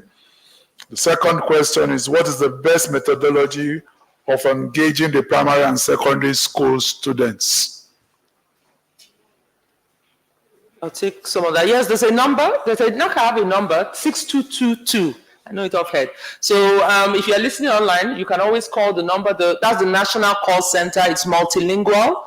At least I know it has the three main languages as well as Pidgin English. So people can call that. I think also, to be honest, if you walk into any of one of the HIV testing centers around the country, you'll be able to speak to someone. Usually, you find one and they advertise they're outside, or you just walk into a primary healthcare center and you will probably get care, or at least support. Maybe Dr. Kushala want to address how do we engage primary and secondary school Schools. students.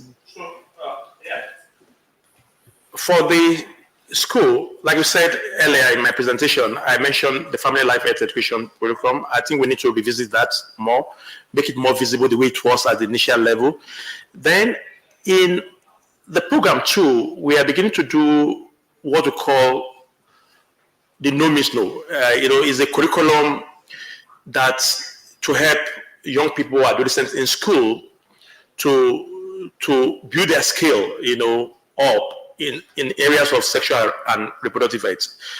So the no means no mirrors the Family Matters program. In the OVC program, the Family Matters program is out of school adolescents and youth, while the no means no is for in school. And so if that can be expanded too, is the other avenue whereby school children can have, they can be educated in issues around SRH, and they can build their skill, their capacity, to navigate the daily living of and concerns of young people. Thank you so much. We should be rounding this section in the next few minutes, but we want to make sure that those online are not de-emphasized. So let's get some questions. They said one is asking, do we have personalized files where other patients don't have access?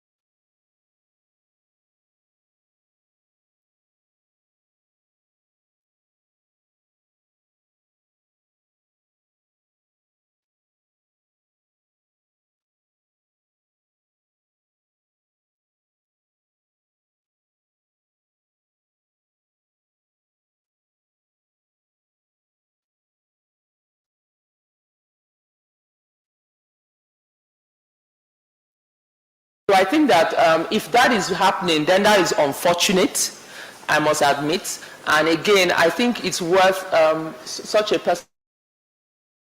We really need to complain about it within that particular facility or whoever, because that is wrong. It is really wrong. Nobody should have access to anybody's confidential information. I think maybe just to add, I wanted to add about the education is we really need to think of pre-service training for teachers. It's because it's what the teacher is trained on that they will train the students. So thinking about pre-service training around FLH is critical, and I think some of the UN agencies are working on it. Thank you so very much. The questions keep coming, but I'm afraid I can only take one because of our time.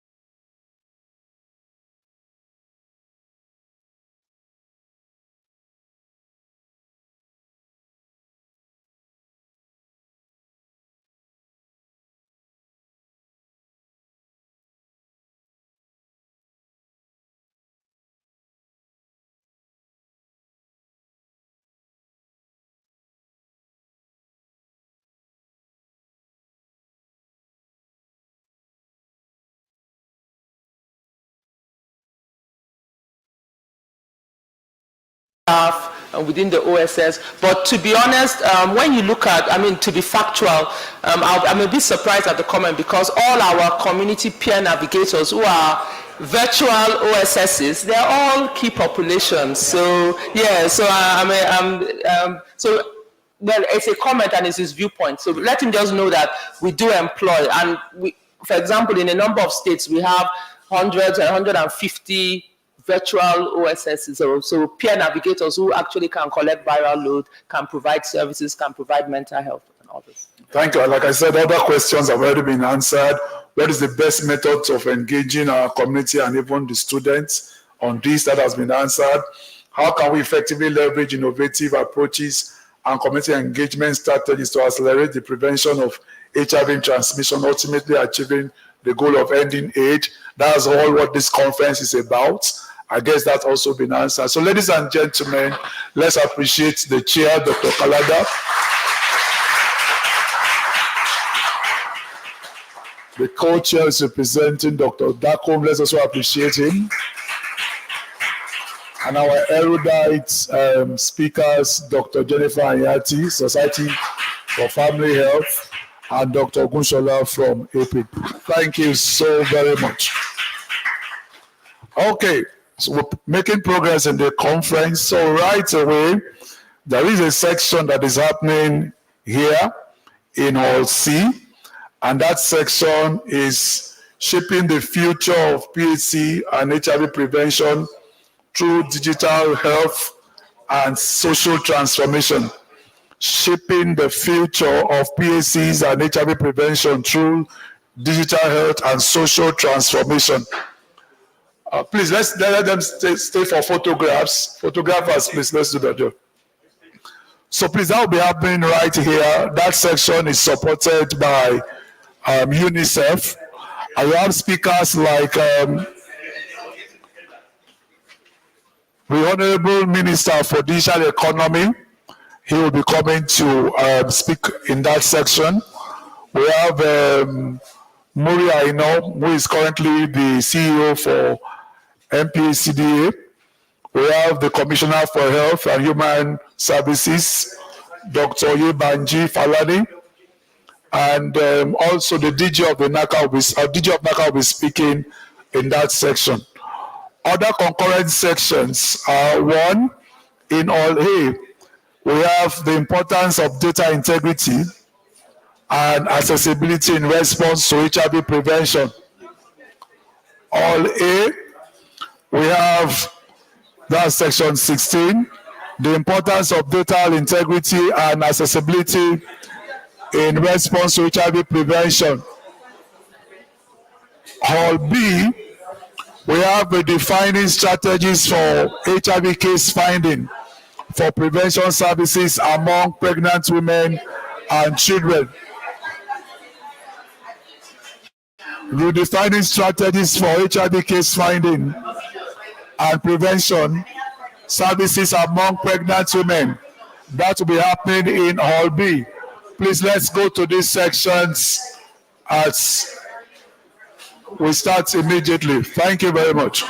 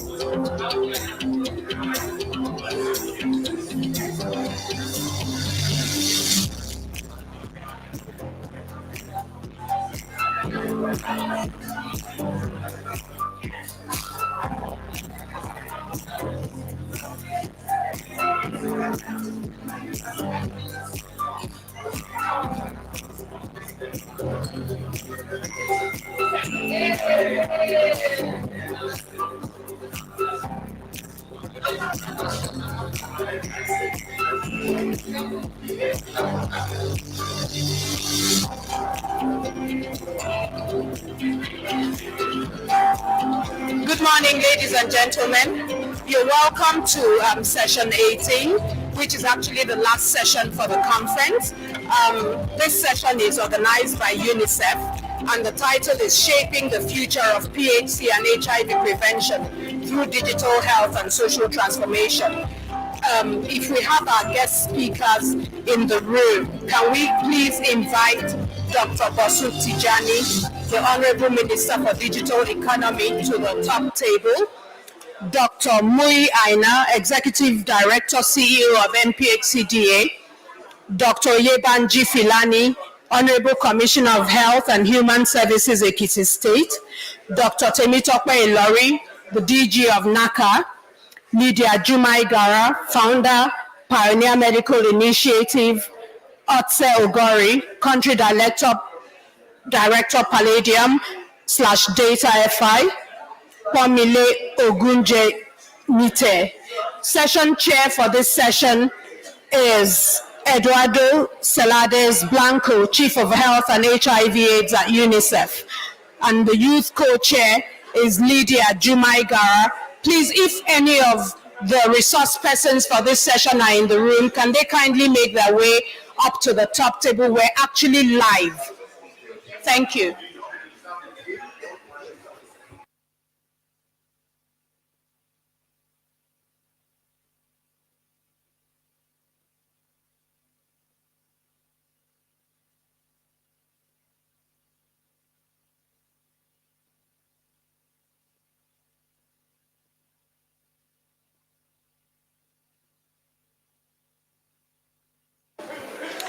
Please, can any UNICEF representative, organizers of this, can you come, please?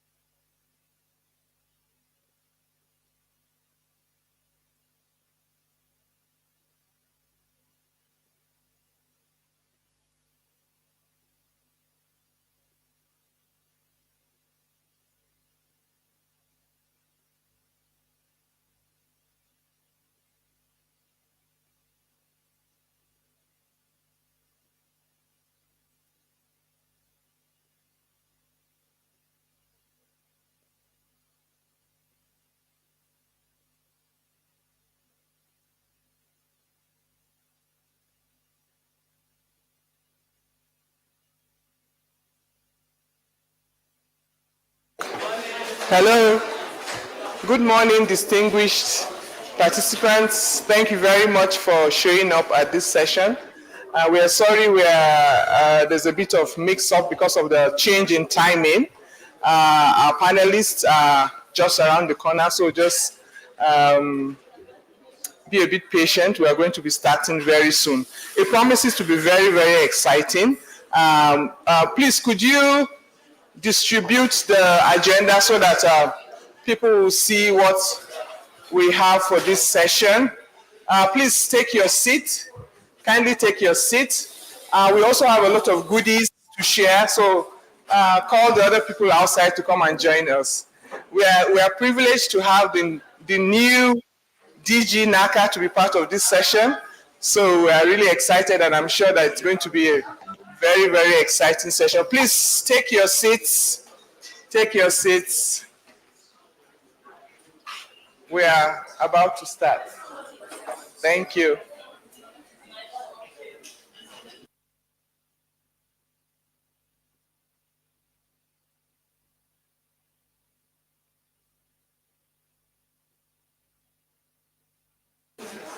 For the young people, please call your friends, call your peers, let them come and join us.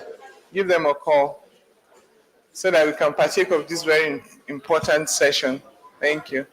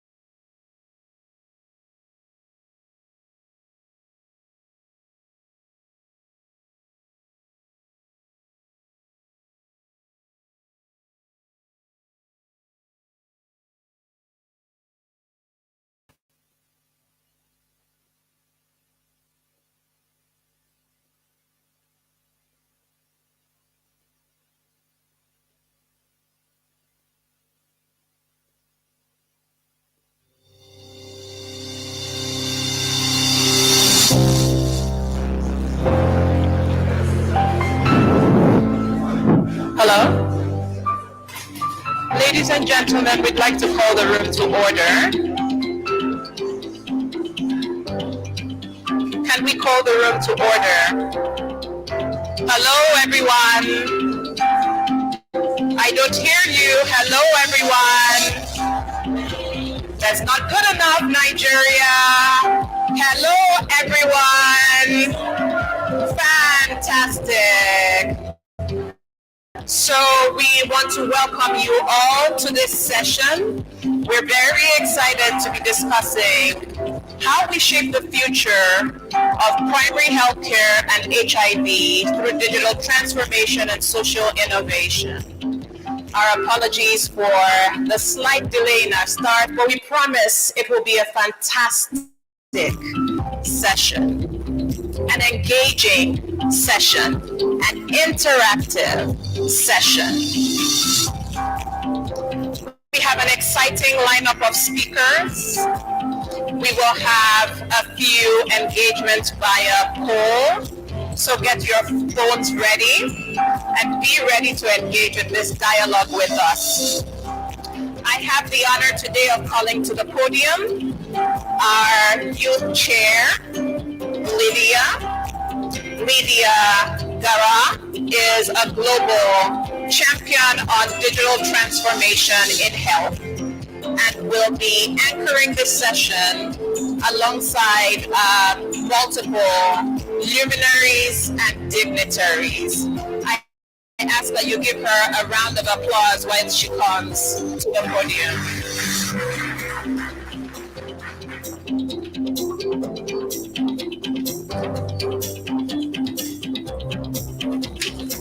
Thank you so much, Lala, for the introduction. Good morning, everyone. Good morning, everyone. Are you all here? Okay, great. It's my pleasure to be here this morning, to be part of that, to co-chair this session.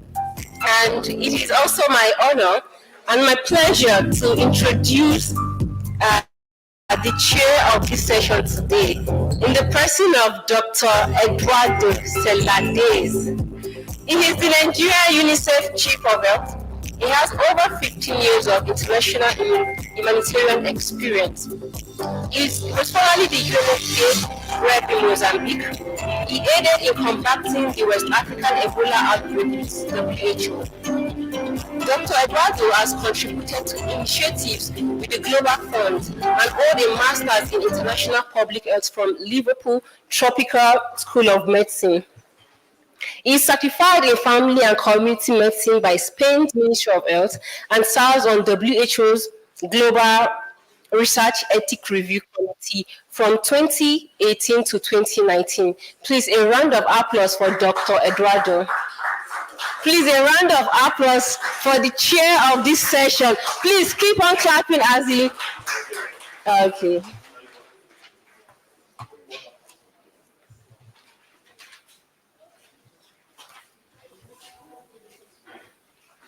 All right, thank you so much, Dr. Eduardo.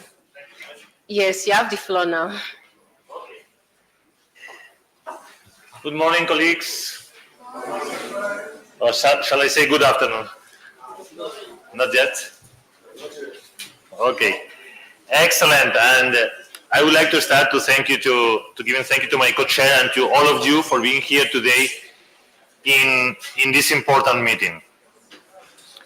Many things are happening in health in Nigeria, and it's very important that the work that we are doing in HIV with adolescents, with youth, is a priority moving forward. Many of you have heard about the SWAP approach, the sector-wide approach that the Federal Ministry of Health is putting in place. So your voices, our voices, are key to ensure that our work with adolescents, with HIV, with PMTCT is there, and we can include that into the SWAP discussions. So I think it's great that we'll have this session today and that is focusing as well in innovation. And I will talk a little bit about later, but before that, let me just call and to introduce to our special speaker for this session, that this is no more, no less than Dr. Temitope Ilori. Please give her a round of applause. To our newly appointed Director General of the National Agency of Control AIDS, NAC. So, Doctor? Oh, it's here.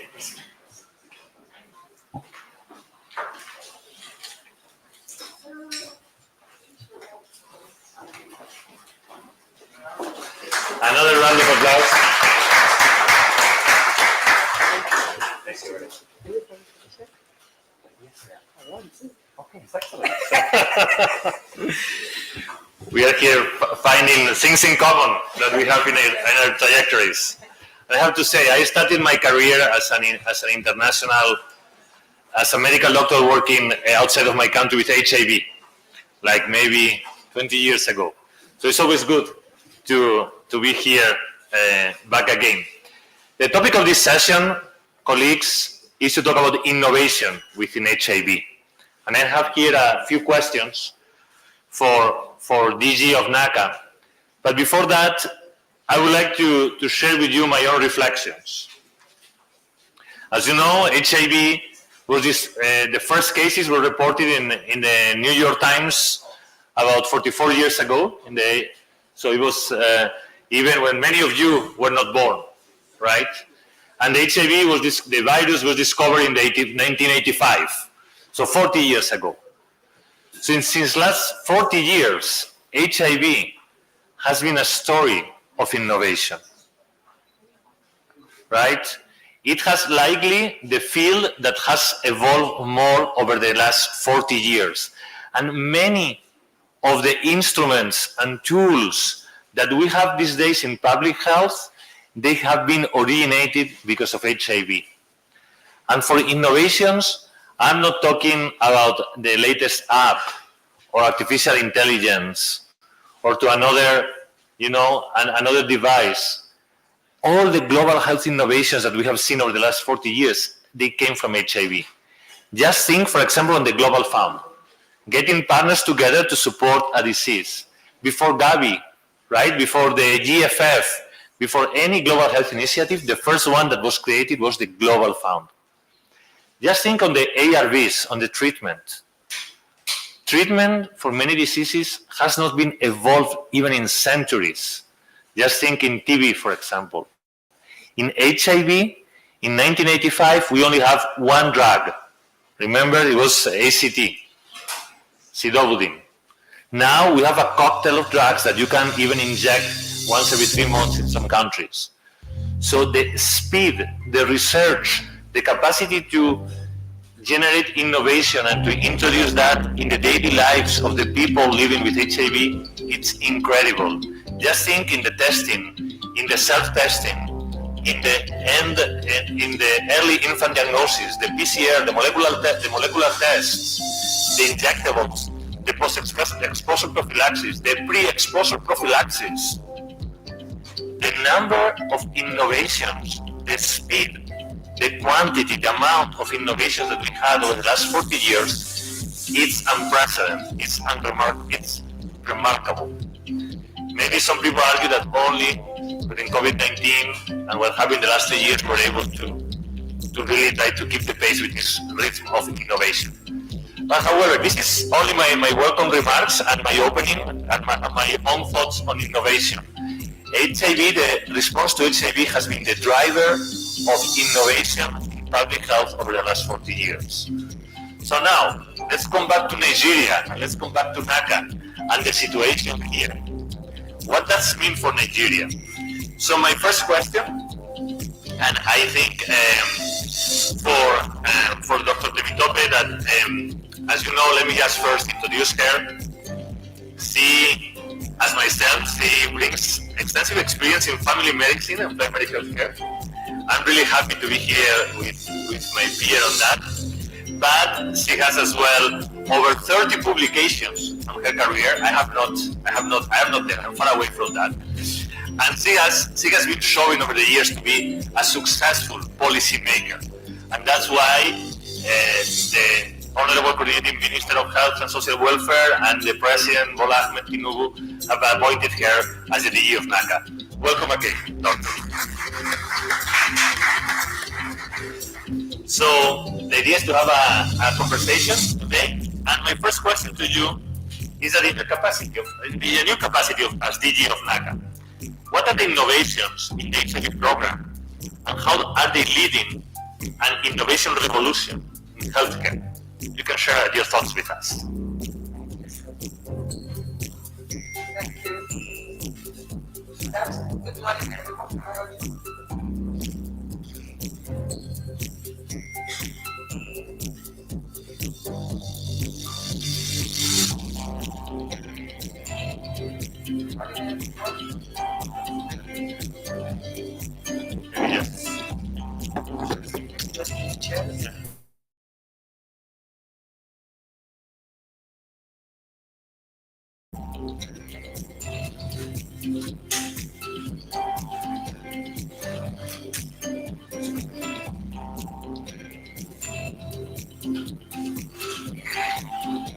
Yes, sorry. Thank you. I think this sounds better. Yes, good morning, ladies and gentlemen. Indeed a pleasure to be here in this auditorium and to be interacting with the youth. I know UNICEF is very passionate about youth and adolescents, and so am I. So it's my pleasure to join in this discussion. Yes, now we have the question. So sorry for these logistics issues. So my first question, DG, is on from your current perspective as DG of NACA. How do you see innovations in HIV? And how do you see that they can contribute to the work that you are doing? Thank you. You know, the world is now a global space. You know, so in terms of innovation, you know, even starting from the way we interact, you know, the social media, for example, is a form of innovation. You know, we could actually create a safe place, you know, in the social media, you know, to that. People living with HIV/AIDS can interact. Even people that are negative, you know, youth, adolescents can actually interact in this virtual, you know, space. And I know UNICEF is leading in that. I'm aware there's a YA Ninja program, youth active, healthy, you know, and this is a kind of innovation because we give them the opportunity to be able to express themselves without being discriminated against or being stigmatized against, you know, that is one. Also, we could actually also, you know, our self-testing, for instance. Well, before I go to self-testing, even the combination of prevention strategies that we have, you know, it involves structural, like I said, peer-to-peer interactions and engagement in community-based interactions, you know, with community, the system, the community leaders, you know, maybe sometimes we have some adherents, you know, community-based individuals that help, you know, to promote adherence. Even the issue of discussion around preventive measures in the community, you know, using some traditional media, social media, and even peer-to-peer, door-to-door, and all that is a kind of innovation. And then, you know, biomedical, and that involves testing. We could test in our health facilities, but now we're introducing self-testing kits, wherein you can sit in the comfort of your home and do your HIV test, you know, without having to go to a health facility to do that. That's the form of innovation. And then we have the behavioral component, you know, where we're trying to pitch, you know, people should change, you know, their behaviors towards trying to live positive. So these are all combination prevention strategies that could be used, you know, and they are forms of innovation. Also, we have, just like you mentioned in your introduction, we have the long-acting therapies, the injectables that are already being used in some African countries, and we're looking forward to that. Very soon, we have such available in Nigeria, so that people don't have to take pills every day. You know, they could just take 1 or 2 shots of injections, maybe once or twice a month, and that will keep them safe. You know, and then we have the PEP, you know, preventive pre-exposure prophylaxis. You know, and studies have shown that this has actually actually led to a lot of reduction, about 80% reduction in HIV risk. We encourage, especially when it's used with condoms. So we encourage this in our key populations in particular. So because we know that they have high risk potential to contract the virus. So we encourage, and then we have the post-exposure prophylaxis. People that have had the exposure either by from their workplace, either by needle prick injuries or either by any form of exposure. We have the post-exposure prophylaxis where we can administer. And then in the area of technology, in the area of data, we say data is life. We say data is key and is power. So as an agency, we have an HIV data ecosystem wherein data from all our subnationals, right from all treatment centers across Nigeria, right from the local government, the wards, the states are collated, they're sent into the hub, where we collect this data, and it's actually real time and that can be monitored, real time. And then of course, there's also the harm reduction, packages which we're doing. We're trying to help to interact with people, high-risk people, particularly people, using drugs. If that's a word I can use, so we have some information materials for them. We have leaflets, we have pamphlets, we engage them. Many of them we put on highly retroviral highly retroviral therapy. Many of them, we're treating for tuberculosis, treating for HIV/AIDS. Some of them we even give out needles and syringes. You wonder why are we encouraging them to continue to use drugs? No, but we want them to do it safely, while we are also helping them to withdraw from that habit. So, sometimes we provide safe needle and syringe so that they don't have to reuse, the old ones. And then we put them on medical treatment to help them to withdraw from that habit, And then sometimes, we have what we call our OSS. What's the full name of OSS now? One-stop shop. One-stop shop. And we have our one-stop shop. It's their clinics or their centers that are disparate. We have like over 40 in all over Nigeria in different states of the federation. And the whole essence is that our youth, our adolescents can actually walk into these centers. These are being run by NGOs. I know one of the active NGOs is the Heartland Alliance and so many others. And they can walk into these centers and get themselves treated, start medications. They can even be tested for other sexually transmitted infections. They can also be tested for other opportunistic infections.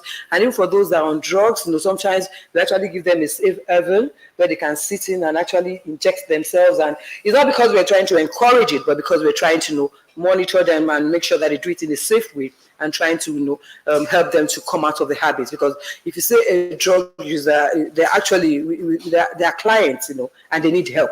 It's something that is almost like an illness, and so we should not stigmatize them. We should not discriminate against them, but rather we should help them to access the necessary help. I think I'll just stop there. Wow, the number of innovations that they are happening here in Nigeria under the leadership of the DG NACA, it's really impressive. I'm really impressed with all the innovations that you mentioned. But I would like to hear your thoughts. Many of these innovations are for prevention, right? Like self-testing, combination, treatment prevention, etc. The OSS, one-stop shops that we learn. But I would like, one of the main challenges for the ones that we work in the innovation space is to move from the pilot, from the small scale to larger scale for impact, right? So how we scale up innovations, and even more how we sustain those innovations over time. How we move from something innovative to actually be part of our programming and our resources. So, Doctor, I would like to hear your thoughts on that based on your experience. So how we move from innovation to actual results at a scale that they are sustainable. Yes, thank you very much. Well, this is a renewed hope agenda by our President Bola Ahmed Tinubu. And therefore we can say we also have renewed hope here. In our agency, we have what we refer to as our new business model, our alignment 2.0, and all this is to ensure sustainability. And what we mean by that is trying to use government-owned facilities, government-owned structures to actually be able to carry out all this that we have said, in terms of prevention, in terms of testing, in terms of treatment, in terms of monitoring and evaluation, in terms of getting the data right and collating our data, and also taking ownership, of the whole process. So we are already onto this. We're already doing this, and of course we are not doing it alone. We're still collaborating with our partners, which UNICEF is a key part of it, and other partners like the Global Fund, the PEPFAR, and so many others. So I think that is the way we're going now to ensure sustainability of the program and government ownership of this process. Excellent. This is, I think, one of the challenges that any innovation has over time. As well, we are learning and working very closely with the Federal Ministry of Health on the sector-wide approach. Yes, you're very right. So, and to me, I will have an appeal for you and the overall HIV community on how we can ensure that we integrate HIV prevention and treatment, including PMTCT, within the SWAP. Because so that I don't know if you have some thoughts on that, on how we can move in that direction. Yes, you're very right. The National Agency for the Control of AIDS is an agency under the Federal Ministry of Health. We are an agency responsible for coordinating the multisectoral response to the national response to the HIV AIDS control, and we're working very closely with the Honorable Minister of State for Health and also the coordinating minister, Professor Ali Pati. Of course, like you mentioned, the statewide approach, the SWAP, which has 4 major pillars: the effective governance, efficient, equitable and quality health systems, unlocking the value chain, and health security. We are working with these strong pillars. We're a member, a key member of the SWAP secretariat, the committee. We hold meetings with the ministry, and I would say our agenda actually aligned, to achieve this aim. Excellent. Okay.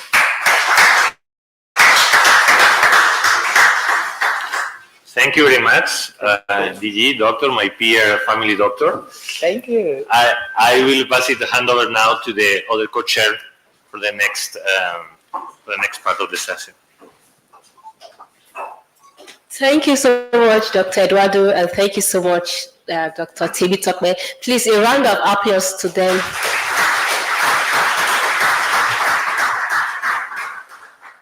Yeah, so moving on, I would like to introduce our next line of speakers, and I would want to invite Pomile Ogunjemite. I'm really sorry if I murder your name.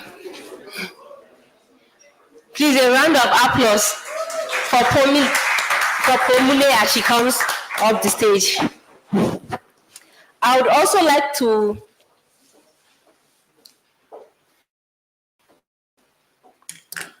okay, good. Thank you so much. Please. I would also like to invite Ose Ogori.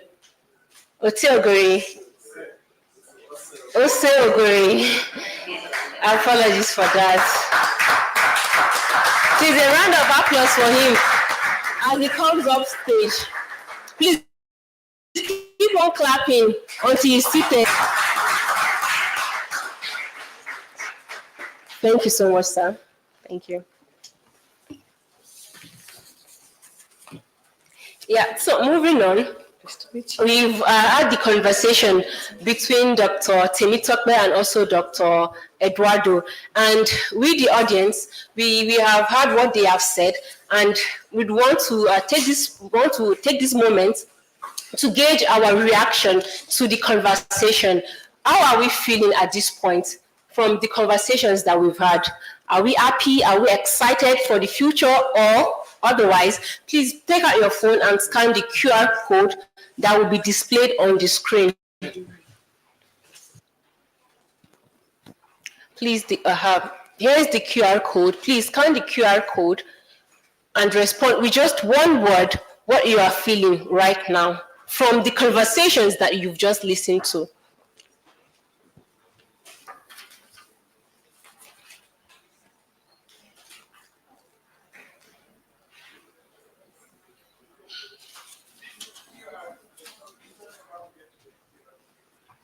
Okay, so just open your phone camera and then zoom in.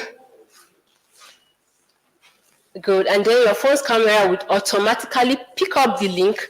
You click on the link and it goes there, yeah.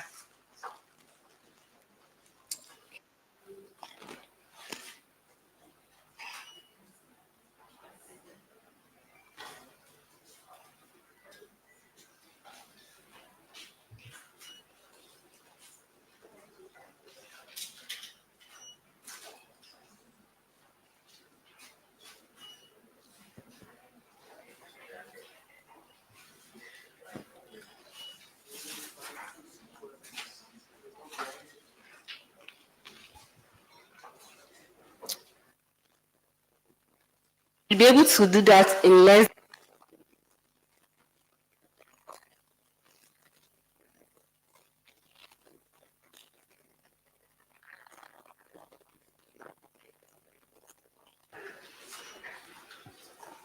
But still, we will still want to hear from you.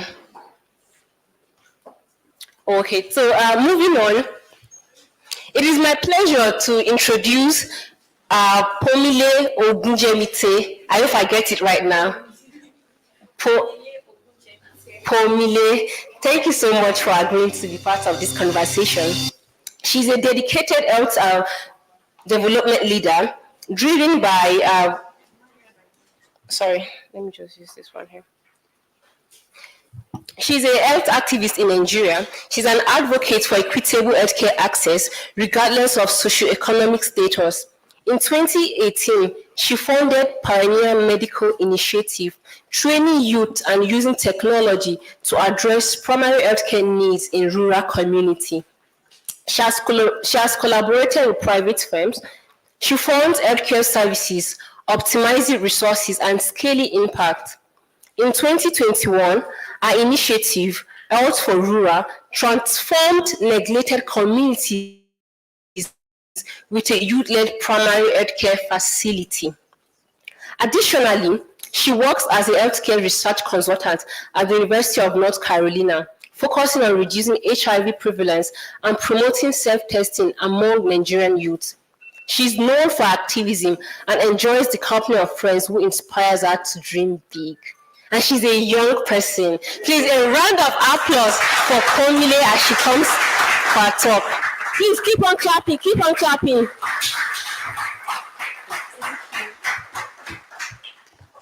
Thank you, everyone. My name is Pomile Ogunjemite, and I want to use this opportunity to thank UNICEF so much for this opportunity to showcase what we are doing as Pioneer Medical Initiative. I'd like to recognize every of the dignitaries here present, and I'd like to stand on the existing protocols. All right, so I'm a young lady, as she emphasized, that grew up in a low to middle income area in Nigeria. And for me, accessing healthcare while growing up was a luxury. And this issue wasn't just my own issue, it allies the broader issues faced by over 40% of Nigerians that are living in rural regions. At Pioneer Medical Initiative, we are tackling this challenge by delivering quality primary healthcare services to neglected rural areas through solutions like MedIQ and Health for Rural. MedIQ is a software that streamlines data management, allowing us to collect and analyze medical records in rural communities, while Health for Rural transforms these areas into fully functional healthcare hubs through telemedicine and partnerships. And ladies and gentlemen, I'm glad to tell you that this software was developed in-house by our team, leveraging existing technologies that we consider sometimes as very common. By mapping network areas and establishing logistics plans, we've been able to make virtual consultations accessible to villagers, saving costs and improving care. Through partnerships with organizations like Fembo Group and HealthPort, last year we funded healthcare coverage and secured over 25 million naira for primarily integrating technology into rural healthcare.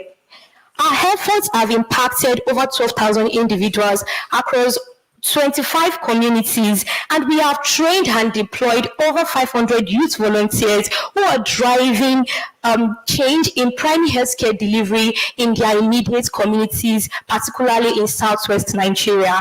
And by the second part of this year, we're looking to reaching beyond the southwest Nigeria to also working in regions like south, southeast, and the north central zones of the country.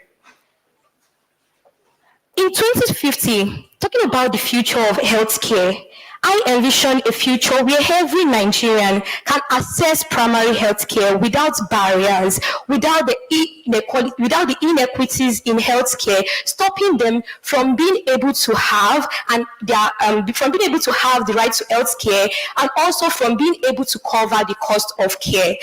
And in this future, we envisage that this change is going to be guided by social innovation and by technology.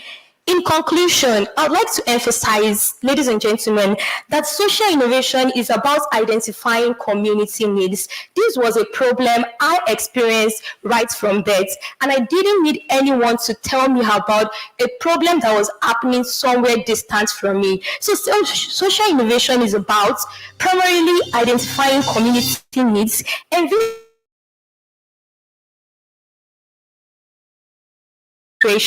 and then importantly taking both steps to make it a reality. And I'm emphasizing the need to take both steps because as a young person, I've seen that a lot of young people have dreams, we have visions, but sometimes we get intimidated by people that we assume are already in the space. And sometimes we even get intimidated by qualifications that we think we should have. Personally, I'm not a medical doctor, but I believe that by working with colleagues who are well qualified, I have been able to take both steps that is bringing my dreams to reality, and importantly, that is changing the narrative for rural and underserved communities in Nigeria. I believe that by working together to create a future that is equitable, inclusive, and driven by technology and social entrepreneurship, that primary healthcare would not just be a function of government institutions, but as social actors, private actors, well-meaning individuals like myself and like many young people in these rooms today would take up actions and also support driving primary healthcare services to where we need it to be in this country. Thank you so much for the time. And I appreciate everyone for listening to me. Thank you so much, Pomile. If you know you are here and you are ready to take a bold step, please, a round of applause for her, please. Thank you so much, and thank you, my audience, for your participation in this session and paying keen attention to her as she speaks. We know that your insights will help us to collectively envision a future where primary healthcare is more accessible, more equitable, and effective for us all. So moving on, we have some set of young innovators in our midst, rather, and we'll be giving them the opportunity to tell us what they have been doing and what they are going to do and what they are doing in responding to healthcare delivery in Nigeria. And we're giving them 5 minutes each, as they pitch to us what they are doing in this space. Do we have the young innovators in the house? Hi, okay, hello. You can turn on your microphone and speak. Please, let's listen keenly and pay attention. Can go ahead. Good morning, everyone. My name is Faithful. It seems the microphone is bad. Can you please use another microphone?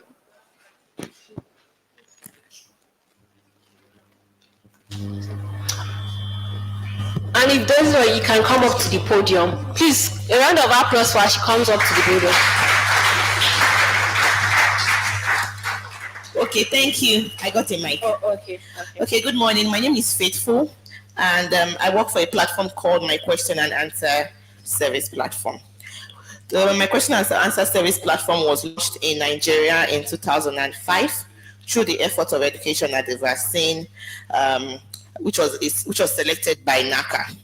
Initially operated as one of the 4 national hotlines, its aim was to provide, young people with access to accurate information and around HIV information, counseling, sexual and reproductive health, and referral services.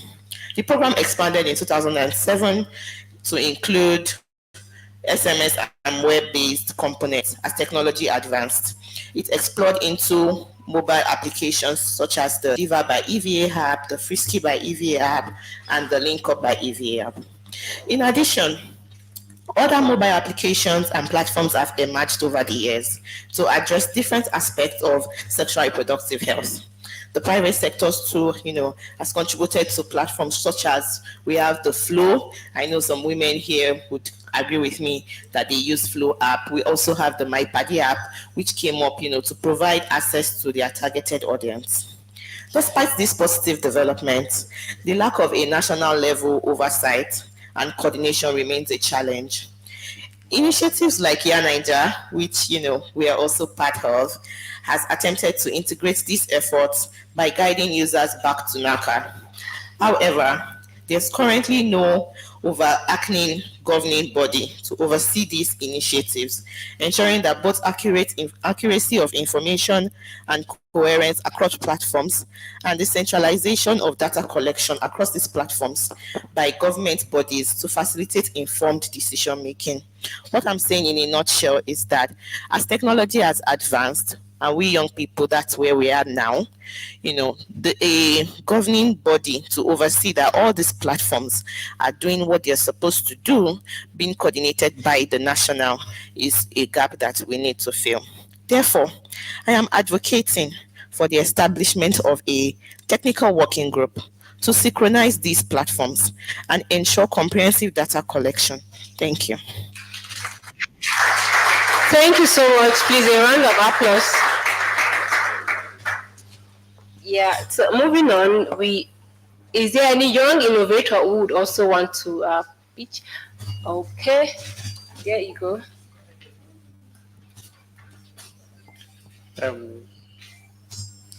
Good morning, everyone. I'm Benjamin Ode.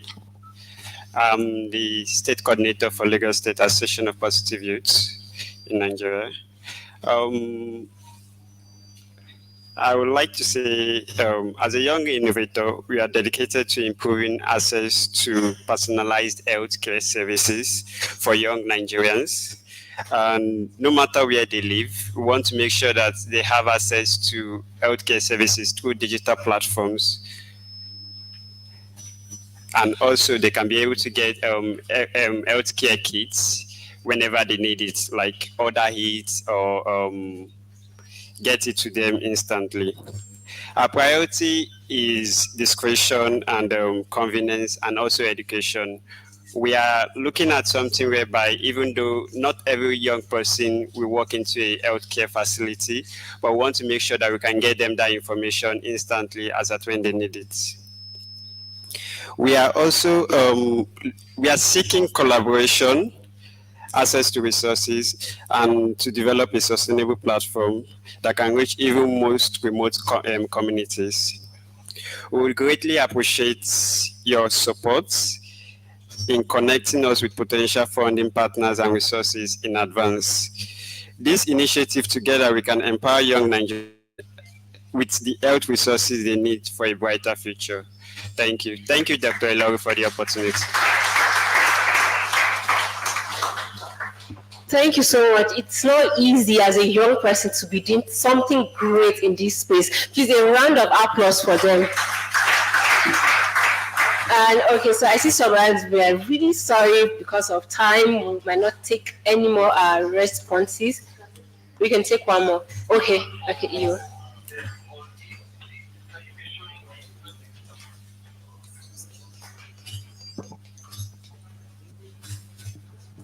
Please, in just 2 minutes. No problem.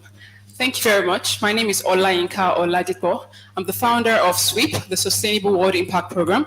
It's a relatively new youth-led organization, an SDG, Sustainable Development Goals, advocacy organization centered around SDG 17, which is Partnership for the Goals. So it came to our attention, the youth, that there are so many innovative ideas, few and far between, so many organizations working for different goals, but we have no linking body.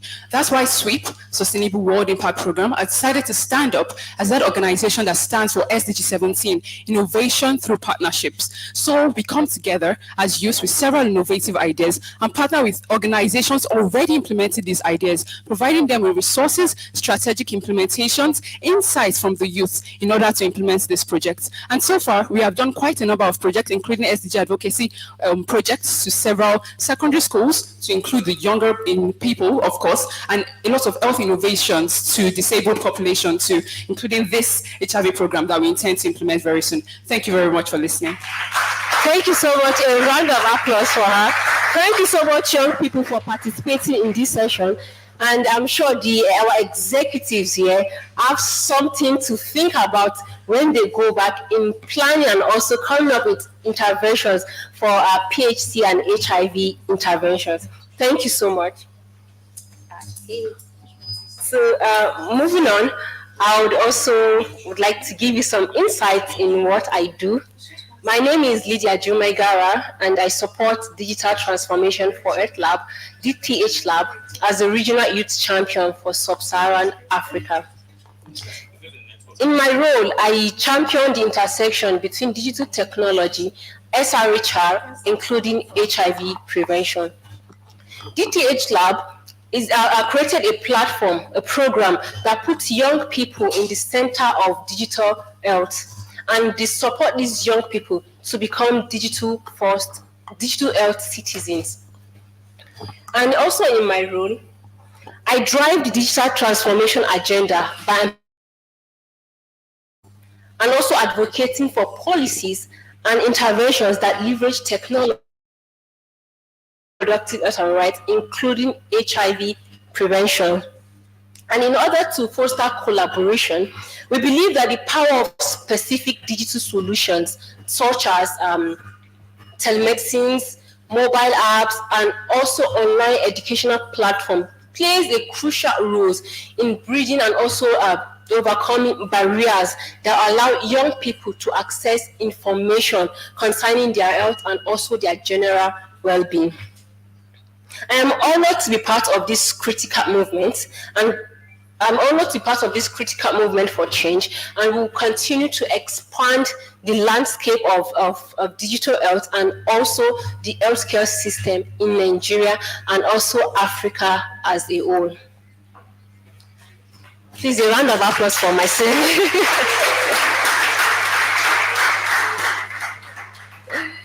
Thank you so much. And moving on, I would like to introduce Otse Okori. I hope I get it right now. Otse Okori. He is a highly skilled public health expert with about 2 decades of experience in health informatics, M&E, program quality improvement, HIV and AIDS, and tuberculosis program design.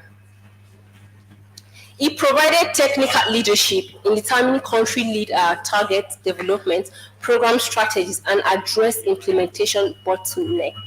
Did I mention that he's also the country executive director of Palladium and also DataFi? Please, a round of applause for that.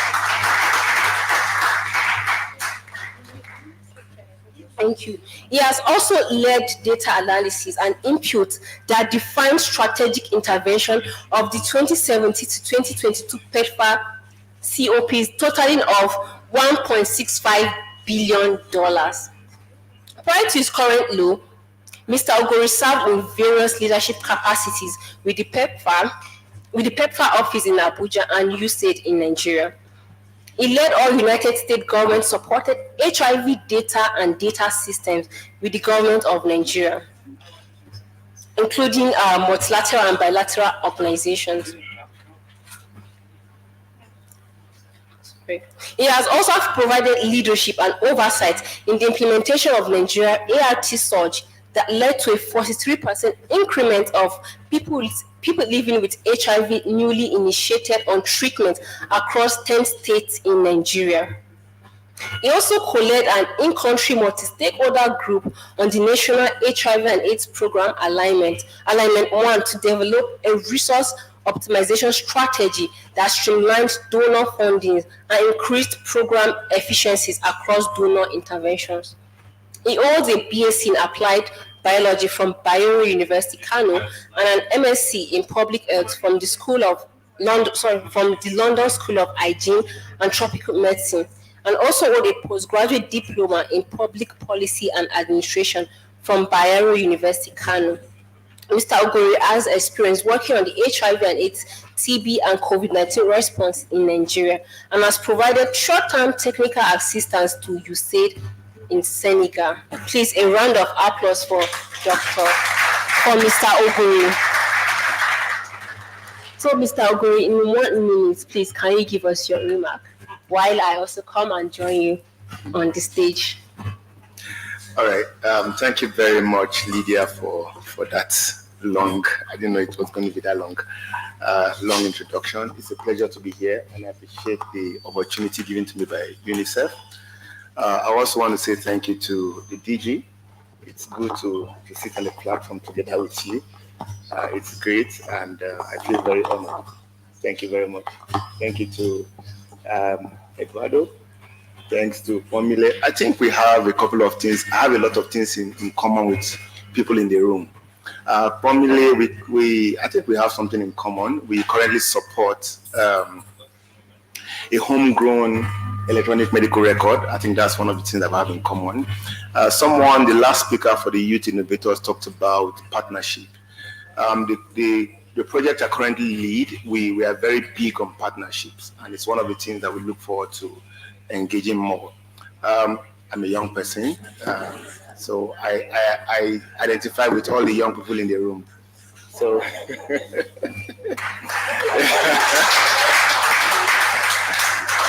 thank you.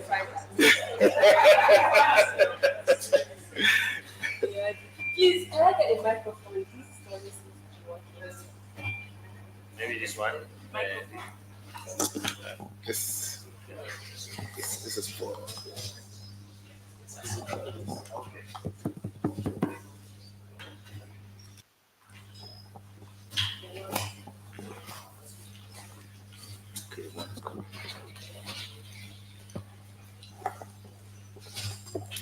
Thank you so much, Mr. Ogori, for this wonderful remark. And we all know that data, especially digital transformation, is kind of new in this space, and there've been a lot of buzzwords like digital solidarity, data governance, and also ethical consideration and concerns surrounding the use of technology like artificial intelligence in primary healthcare. And how do you think we should address that issue? How do we get communities to validate this algorithm? All right, thank you very much for that question. So there are a lot of ethical, or let me say, concerns about emerging technologies like artificial intelligence and other technologies that we've used in the health space. But that said, it doesn't mean that we will not approach or adopt some of those technologies. We have to respond to our concerns and answer the questions that we have. I'll just speak quickly about some of the concerns that we have seen with emerging technology like artificial intelligence, particularly when you look at using it in a place like a primary healthcare setting. We've seen issues with transparency and accountability with artificial intelligence and other technologies that we have out there. Transparency and accountability, the decision-making process for an AI model is usually not understood by humans, very much by humans. So it's considered as a black box. And once something like that is not understood by humans, there's tendency for a difficulty in accepting some of these some of these technologies. We also have issues with biases and fairness. If a model runs on a data that has data quality issues, it will definitely bring out solutions that will reflect those data quality issues. So rather than helping us improve health outcomes, it increases disparities. So that's why it's very important that data that is fed into AI algorithms, they are of quality. They follow critical data standards to ensure that whatever is being fed into these models, what is being used to train this model, produces output that actually helps us to solve problems and not create or expand health disparities. We also know that the models that we have out there, there are challenges with those models that have not really been tested by. AI is a fairly new technology, if we want to talk about it. So it hasn't been really tested. And there are biases that exist. And except we use it and refine it, we can't understand how to make it better. There are issues with data privacy, data security. Using AI at the PhD level, health data is actually really sensitive and confidential. So we need to ensure that there are standards, there are protocols, there are systems that prevent against data breaches and hacks and malicious attacks and all that. We also have to ensure that the people that we are collecting data on, one of the concerns is that people don't give their consent to some of this data that is used to maybe train a model or refine a model. So we also need to ensure that there are informed people that at that level have been given their informed consent. We know that the NDPC Act states categorically about informed consent about the populations that you are collecting data from. So it needs to be, that consent needs to be addressed. Equity and fairness is also a very key part of it. What do I mean by equity and fairness? There are some, if you provide a technological solution to a population, it must be, to a large extent, be accessible by all. Or you provide alternatives that other people can access so that we don't create increasing health disparities along the line. So what do? We continuous engagement and training and awareness, creating awareness, collaborative development by these community members at the PhD levels to ensure that they validate and develop these algorithms. Governance structure is very key. Establishing a transparent and clear governance structure is really key. A lot of technology out there for HIV, for TB, for malaria. But one of the weakest points of our systems is the governance. If we're able to get the governance right, it will go a long way in streamlining how we manage our.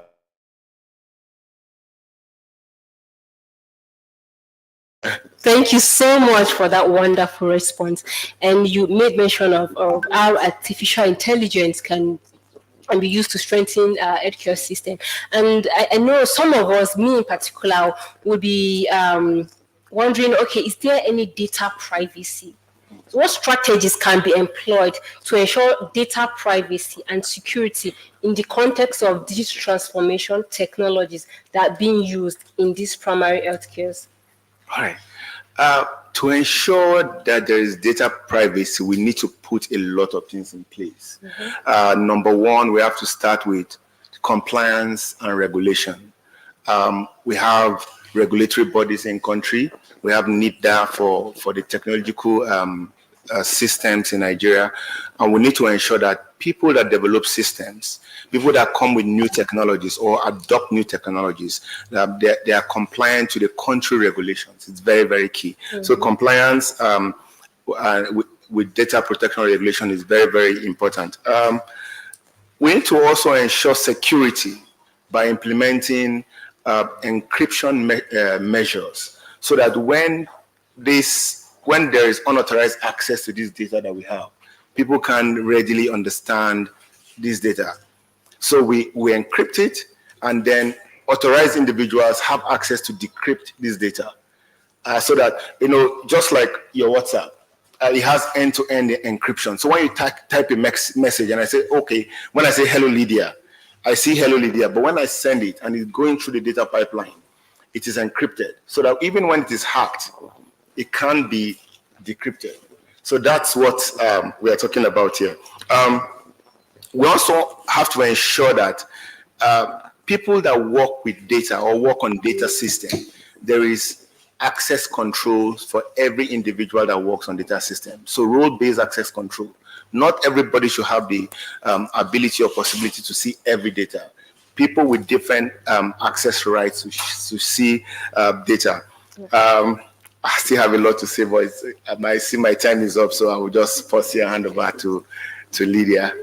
All right.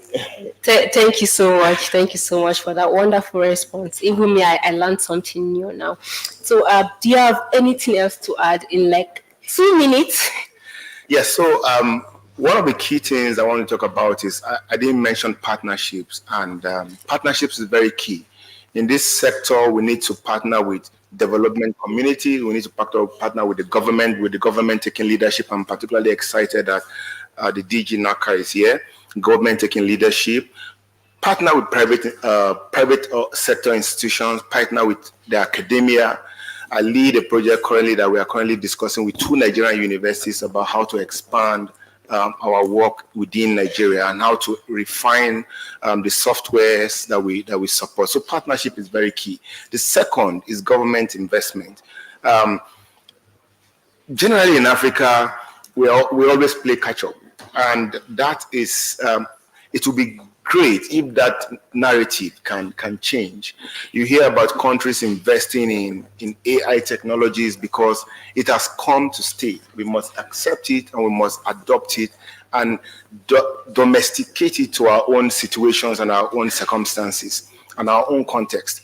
If we are unable to do that, we'll be dependent on what other researchers from other countries tell us about what this system does. So it's really, really key. The third thing, if I have the time, is data quality. I talked about data quality at the beginning. Very, very key in ensuring that we have a robust data system. Thank you so much, Mr. Ose. Please, a round of applause for him. Yeah, I would also want to recognize the presence of Dr. Mimuna Hassan.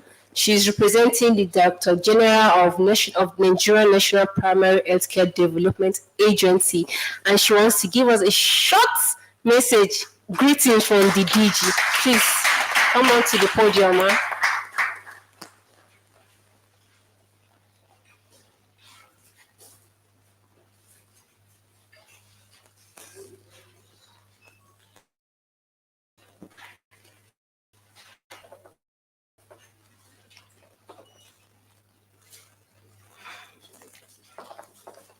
Please, someone should help her with the microphone.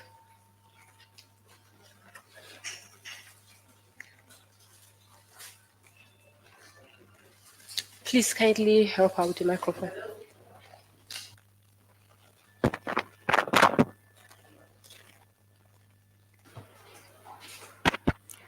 Thank you very much. The Director General NACA, the Chief of Health, UNICEF, key stakeholders that are here present, development partners, good afternoon, ladies and gentlemen.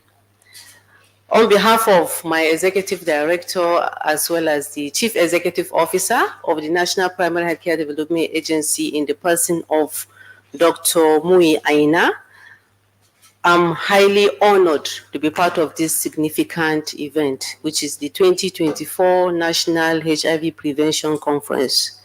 Indeed, this conference is very, very timely. We are very aware of the fact that we have done a lot in the fight against HIV in this country, but there is no doubt that the game is not over. As we speak, we have about 1.8 million persons living with HIV in the country. And Nigeria is also responsible for about 30% of the global gap that we have in the eradication of mother-to-child transmission of HIV. So indeed, there is a lot for us to do. And I'm very happy that this conference is bringing all stakeholders so that we can work together to accelerate the progress towards ending the HIV epidemic. For us at the MPHCD, I'm sure many of you are aware of this, we recently unveiled our strategic blueprint, which is also in line with the sector-wide approach for the Coordinating Minister of Health. And part of our strategic blueprint, specifically the 3 priorities, are around strengthening the agency to be able to effectively deliver the SWOP as well as the National Health Act, and then also to be able to provide efficient, equitable, quality PHC services to all Nigeria. So with all of this, MPHCD will be properly positioned to have a functional PHC system that will be able to provide integrated PHC services, including HIV prevention as well as treatment services. We have done a lot, and we are actually working. The journey is in progress. We have commenced the revitalization of our PHCs. As we speak, the PHC assessment has been completed in about 24 states. So we are working in 13 states to ensure that we are done with that. And we all know the reason. We want to optimize, we want to revamp those PHCs. We want to upgrade their infrastructure. Again, working with the Basic Healthcare Provision Fund through the MPHCD Gateway in synergy with the National Health Insurance Scheme. We are also working to ensure that we have commodities, we have equipment, we have drugs, HIV drugs, RDTs, and all of that in all of these health facilities. So this is where we're heading to. In addition to that, we're also working towards improving the human resource for health. You agree with me that no matter what we do, if we do not have the requisite human resource available that are competent to provide these preventive services, then we have not started. So as we speak, the agency is also working hard, working with all of you, I believe, all the partners, to train health workers. We have already conducted the phase 1 training. We have done the national as well as the state level training. So we are moving towards the LGA level training, whereby we're going to train about 120 front health line workers. And the essence of this, like I said, is to ensure that we have competent and skilled health workforce that will be able to provide integrated services. And in addition to that, looking at, okay. Yes, well. Okay, can you just... All right, I'll wrap it up. Yes. So in addition to that, because we are talking about digitalization of health, I want to say that we are planning to also create an e-learning platform that would serve as a safe paced training for the health workers. We're also doing a lot in the areas of digitalizing our health approaches. For example, now we have what we call the ANC app that we're partnering with some states, and the application is largely to help the health workers to be able to provide integrated services, including HIV prevention services, so that we can have real-time data to enable us to be able to reduce the dropout and also enhance uptake. So in summary, we are committed to this course. We are committed to working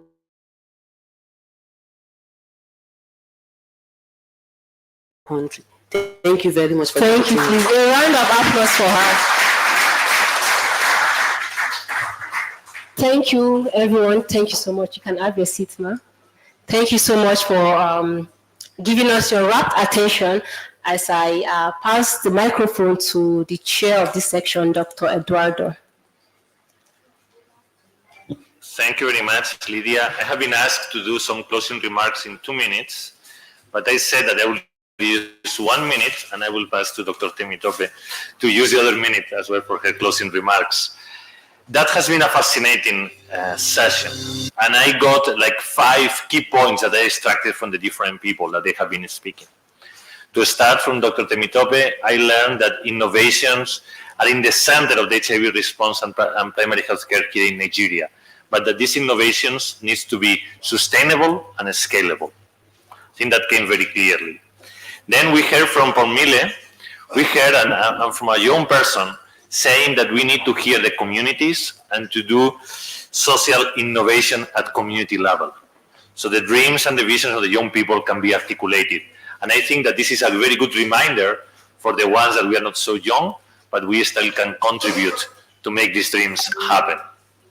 Then we heard from all these young innovators, from Benjamin, Faithful, Olajinka, and to me, what came from them was basically that this is about partnership.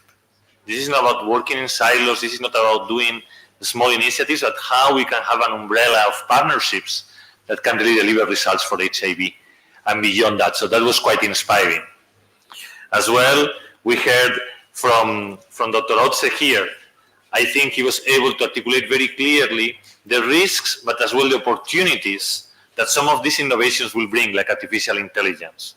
And actually I learned a lot from your short comments on how to prepare for AI. And finally, from Dr. Maimuna, we really learned that this is not a standalone initiative, but this is part of a broader initiative of the blueprint, of the swap, of the efforts that our institutions are leading. This has been a fantastic session, and Lydia, you have been an amazing co-chair. I would like now to pass it to Dr. Temitope to do the final remarks. Thank you very much.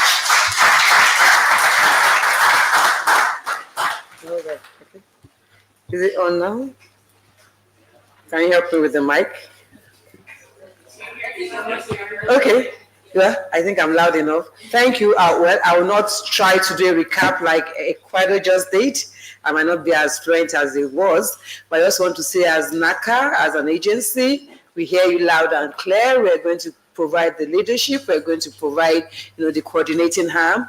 I heard the youth saying that there's need to have an overarching, body to regulate some of these practices. As an agency, we've been using some of these innovations. For instance, we're very, during the COVID era, we're out there, using the online platform for our counseling, for our consultation with our clients, so we're going to continue to do this. We're going to leverage on the social media or the digital space to engage the youth in particular and adolescents. I do know that we have a call center. Our number is 6222.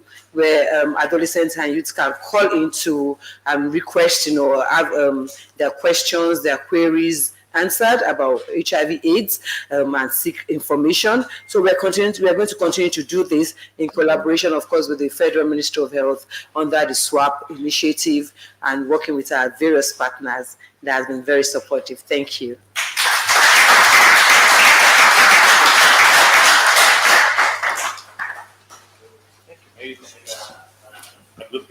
Thank you.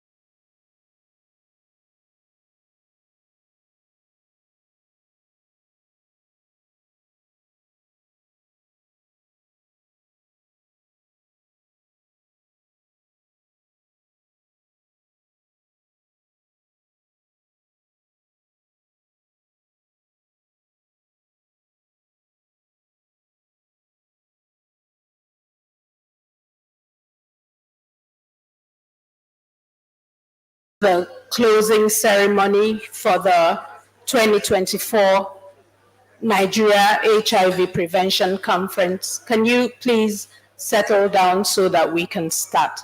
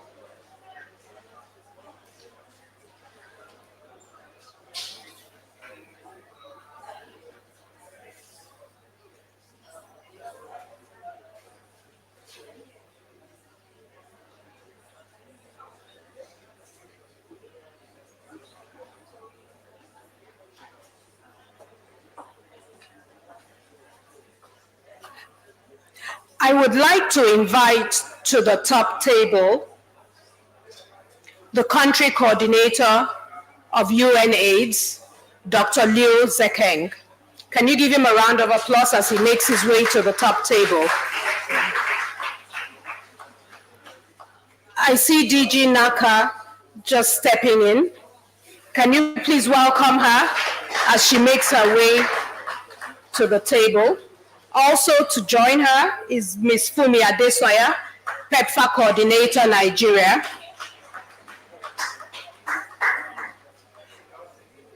Please welcome with me Elizabeth Talatu and Henry Okiwu, Chair and Co-Chair of the Youth Technical Subcommittee.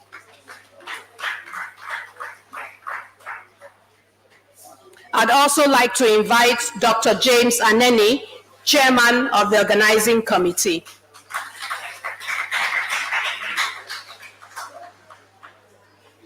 May I welcome the Chairman of the Scientific and Technical Committee, Mr. Godpower Omorage.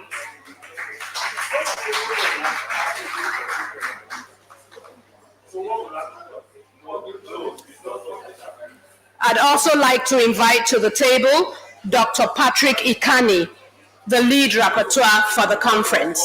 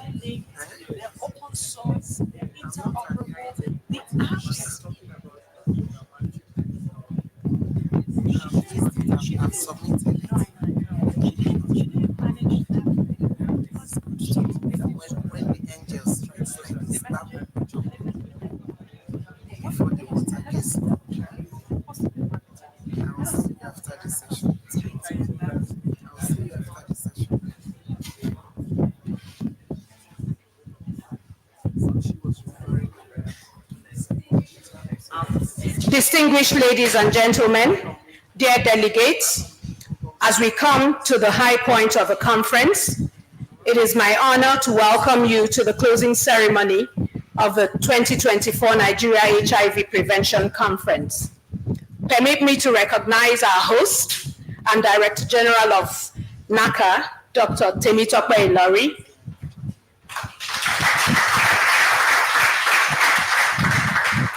The NACA directors, management, and staff. I'd also like to recognize the UN system in Nigeria, represented by Dr. Liu Zekeng, Country Coordinator of UNAIDS.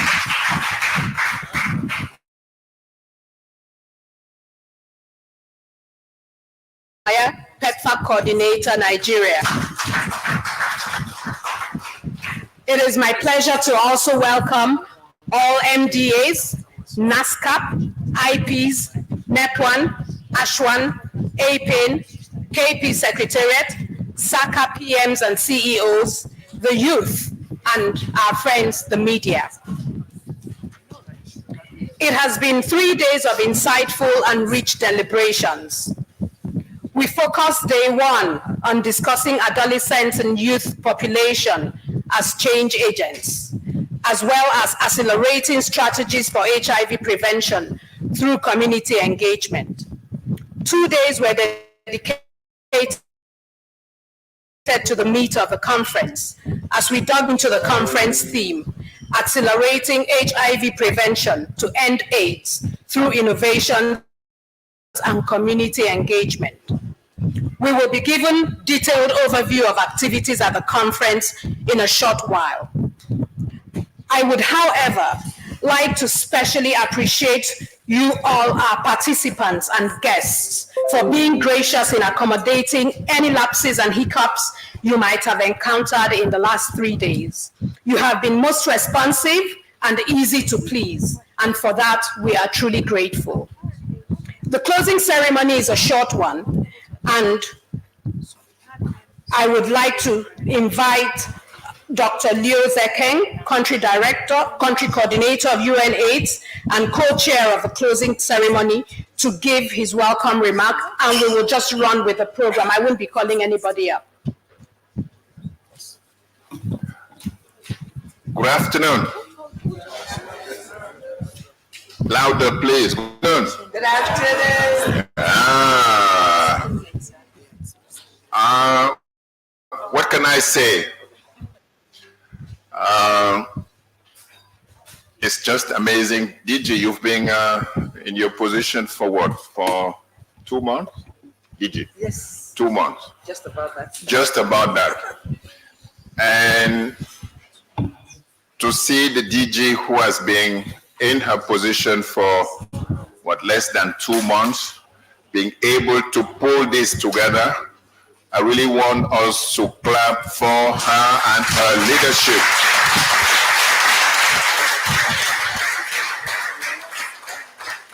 DJ is amazing. DJ is very energetic. I see you nodding. DJ listens a lot, even though sometimes she knows exactly what to do, but she listens. And it is called active listening. You know, so DJ, I really want to thank you for that and really recommit that the UN system, I've got colleagues here from UNICEF, WHO, and UNAIDS, will stand here to support an important membership, an important member state of the United Nations, because Nigeria matters. MC mentioned that it was insightful. I will add it was inspiring, especially with the young people. PEPFAR, thank you so much for organizing that session.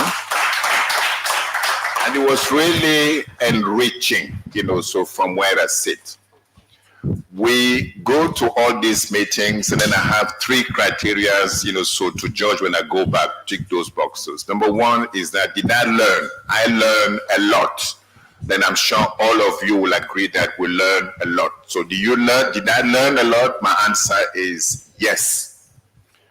Was it useful? Yes. Very useful, so for all of us. Will I do it again? Yes. So we all are scoring on those 3 yes. But DG, we have agreed. We've agreed. I suggested that in the spirit of ensuring, so that we put states in the leadership, in the driver's seat. The next one, if there's next one, we should do it at the state level. Do you agree? Yeah. We could rotate FCT state, so and so on and so forth. So to see the good things that are happening there, to advocate, to mobilize, and so on and so forth. So I see we are also nodding and then in agreement. What did we learn? We say we're off track for prevention, but we also said it wasn't okay. We need to do something. And even Angeli said yesterday that on the PMTCT and then the pediatrics, we really need to do everything to change it. Are we all committed to do something to change the narrative on the children living with HIV and then reducing mother-to-child transmission in Nigeria? Are we all committed? Yes. So we really hope that this will not be yet another conference. I'm looking at us implementing the recommendation and then the learnings. So how do we move ahead and implementing the recommendation and then the learnings? There were good suggestions. For instance, why don't we do mandatory testing for all pregnant women? Yeah. Human rights will argue it's not ethic, whatever it is, but we made some suggestions on how do we have scorecards on PMTCT or pediatric AIDS per state. Can see you nodding. How do we make sure in this process that in addition to the scorecards, we also build on the missed opportunities? There are so many missed opportunities. So really, number one, implementing the learnings and the recommendation that we have agreed upon here. And we really hope that the Secretariat will come out very soon, very quickly, so with what we have to work on. Number two, how do we monitor? DG, how do we monitor at the state level and then at LGA what we have agreed to do? And then really see the need here for you to build on your powerhouse. Your powerhouse is at the state level, the SACAs and then the SASCABs. You've been there before. You've been a health commissioner. You've led a SACA. So you know what the value add is, bringing them together in such a way that really we can monitor what has been put forward. Last but not least, which kind of support? It's easier for us sitting in Abuja, I can reach out to you, I can reach out to FundMe, I can reach out to Global Fund.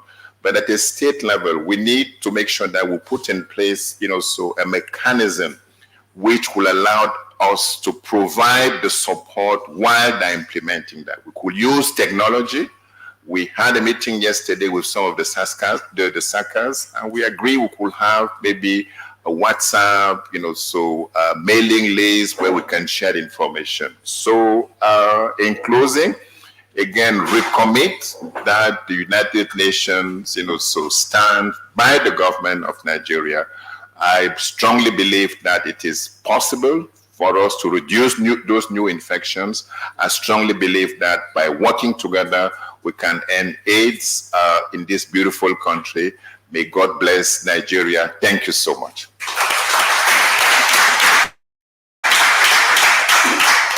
Thank you very much, Dr. Zekeng. Next, I invite Ms. Fumi Adesoya to give us her remarks. Good afternoon. Good afternoon. DG, Dr. Temitope Lori, well done. I think we have to give her another round of applause. And can the youth that are in the room please stand up? I hope you're still in the room. The youth. Where are the youth? Are you still here? I don't see you. My eyes are old. I don't see you. I'm here. Not the youth at heart. The youth. The youth. It was absolutely a pleasure being able to be part of the opening, to hear your stories, to have some one-on-one time. I've gotten your emails and your messages. If I have not responded, I will. On behalf of the U.S. government, this is what we are here for, really to support and be a partner to Nigeria, and really truly to invest and lift up the youth, the next generation of leaders and policymakers that our interdependent countries really are going to rely upon. I think my UNA's brother, Dr. Zeking, has really summarized nicely a lot of the key takeaways. So I'm just trying to think about what do I want to say that's different and not necessarily repetitive, because he's, I think, been so eloquent in what he conveyed. But I hope that, similar to what he mentioned, we don't leave this meeting and there's no action that follows. And it reminds me of a scripture that says, faith without action is what? Dead. Please don't let what you've learned, ideas that have started to just flow through your minds, don't let it end here. For those returning home, take it home, take it back. I heard so many stories of, well, I didn't know about this, and I haven't heard about that to me. And so now all of you have a responsibility to share the information that you've heard, the innovation and ideas that you brought here, the funding opportunities for youth organizations, youth-led groups, for KP groups. Please help us disseminate. Because without you, we are not going to be able to achieve our goals. And there were several sessions that talked about how far Nigeria is. But with you and together, we can come closer together, especially with the leadership of NACA. We are truly going to be able to see a Nigeria where we're not seeing a child born with HIV, because we were able to ensure that the services were not only available, but accessible for everyone, young and old, key populations, various typologies. So I want to leave you with just 4 I's. Integration. I think what we heard is that there's so many different opportunities to leverage the HIV platform. Yes, this is an HIV prevention conference, but there are so many opportunities from an educational perspective, from a social economic perspective. There's so many different ways that you can get engaged and that we can take the lessons learned from this conference forward. So please keep that in mind when we think about integration. Let's expand that definition and think outside the box. Inclusion. We talked about the need to engage, for example, TBAs. Nigeria is 36 plus 1 countries in one. The diversity of our languages, our people, our culture is such that there's not going to be a strategy that can be applicable to Lagos or Kano or Taraba or Nasarawa, right? And even within your communities, it's so different. And so we really need to talk about inclusion. If there is someone that you don't know, that you know needs information, share it. Because that's truly how we're going to uplift each other as brothers and sisters and as Nigerians, because no one else can do it for you but you. So please, let us really truly carry a spirit of inclusion and call out any acts that try to deny or prevent someone from being able to be part of something that they truly deserve to be a part of. Information. Knowledge is power. Education is power. Please, we have distribution lists. There's information, but not everyone is connected to internet. We know the challenges with electricity and whatnot. You have WhatsApp, you have so many different ways to communicate, but if that information, if that literacy, if that knowledge is not shared, again, we are not going to ensure that Nigeria sees a time when there's not a child born with HIV, or that the transmission that really with the information available shouldn't be happening isn't then accessible. So again, you are now the custodians. And when we come back next year for the next, or the year after for the next conference, we want to be able to show, so this is our baseline, and the impact of this conversation and the impact of this conference means that there's information in the hands of so many more Nigerians that didn't know before. Because if we come back here and that's not the case, I think it'll be a very interesting conference. I think we all can agree. And lastly, innovation. We talk about data, we talk about apps, we talk about virtual spaces. There's so much that we haven't tested, that we haven't tried. Let's not continue doing the same thing over and over again and thinking that we're going to get different results, right? That's insanity. So you all are going to be the change agents that are going to bring innovation from the grassroots level, from the LGA level, from the state level, across your communities, the various faith networks, and really ensure that we close the tap on new HIV infections. So as I leave you, yes, prevention is better than cure, but you need to get that information out. So thank you. It's been an honor and a privilege.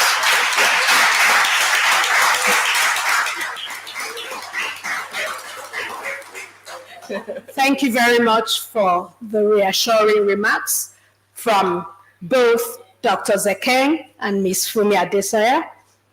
Thank you for reassuring us that we're not alone, and also reminding us that though we are not alone, nobody can do it for us, and that we have to be the change agents. Thank you very much. Next, I'd like to invite Elizabeth Talatu. She was the chair of the Youth Technical Subcommittee, so would like to get the report of the youth conference. Please make welcome and give a round of applause to Elizabeth Talatu.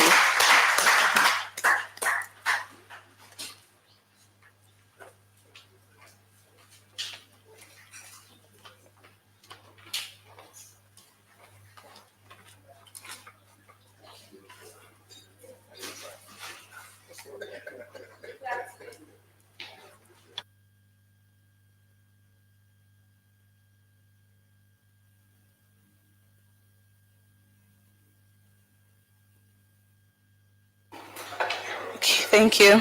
Okay. Good afternoon, distinguished ladies and gentlemen. All protocols duly observed. My name is Elizabeth Talatu Williams. I'm the National Coordinator for AFRIAN in Nigeria and the co-chair for the Youth Technical Subcommittee for the 2024 Nigeria HIV Prevention Youth Pre-Conference. We, the adolescents and young people in all our diversities in Nigeria, convened in Transcorp's Hotel, Abuja, Nigeria on Tuesday, May 7, 2024, for the Youth Pre-Conference with the theme, Adolescents and Young People as Agents of Change. The conference was organized by the National Agency for the Control of AIDS alongside the Federal Ministry of Health and other agencies of government, with support from the Joint United Nations Programme on HIV and AIDS and other UN agencies, Global Fund, PEPFAR, civil society organizations, private sector coalition, the media, and the network of young, key, and vulnerable population in Nigeria. The event highlighted the urgent need for strengthening multisectoral response, prioritizing the needs of adolescents and young people, and ensuring that they are the center of the National HIV Prevention Program that targets them. The theme, Adolescents and Young People as Agents of Change, underscored the crucial role of youths in shaping the national HIV response at present and in the future, as well as harnessing their potential in accelerating the realization of the 2030 Sustainable Development Goals and the 95% and 95% targets geared towards ending AIDS by 2030. At the end of the event, the adolescents and young people in Nigeria hereby declares as follows. 1, the need to sustain the multisectoral response for HIV prevention. We recognize that collaboration and partnerships across sectors are key in the fight against HIV and AIDS. To this end, we call for the active involvement and engagement of multiple sectors, including health, education, youth and sports development, budget and planning, women affairs, and others alike in the integration of HIV prevention interventions in programs targeting adolescents and young people. We call for the meaningful engagement of adolescents and young people living with HIV, including key populations in interministerial task forces and technical working groups responsible for the coordination of multisectoral collaboration, resource mobilization, and implementation of HIV prevention programs. We call for support for the effective implementation of comprehensive sexuality education and the strengthening of the in-school family life and HIV education program in Nigeria. We urgently call for partnerships and collaborations among government, UN agencies, civil society organizations, private sector entities, and development partners to leverage resources, expertise, and networks for comprehensive HIV prevention initiatives.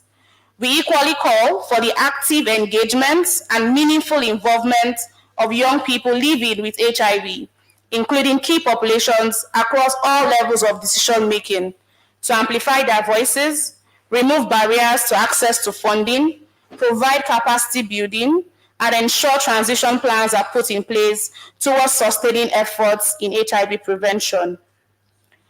2, integration of sustainable HIV prevention strategies. We call for the meaningful youth engagement of adolescents and young people in all their diversities in designing, implementing, monitoring, and evaluating HIV prevention strategies and interventions through its established technical working groups and mechanisms. We call for the integration of HIV prevention into existing health and development programs targeting adolescents and young people, including sexual and reproductive health and rights, economic empowerment, mental health, sexual and gender-based violence, and education. We also call for the strengthening of health systems to ensure the sustainability of HIV prevention efforts, including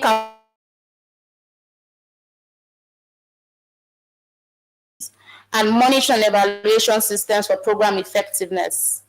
3, promoting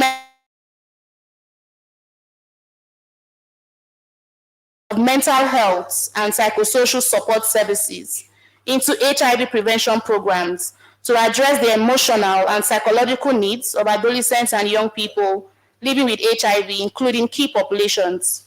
We further call for the implementation of anti-stigma campaigns and community dialogues to curb misinformation, including negative attitudes and discrimination towards adolescents and young people living with HIV, including key populations.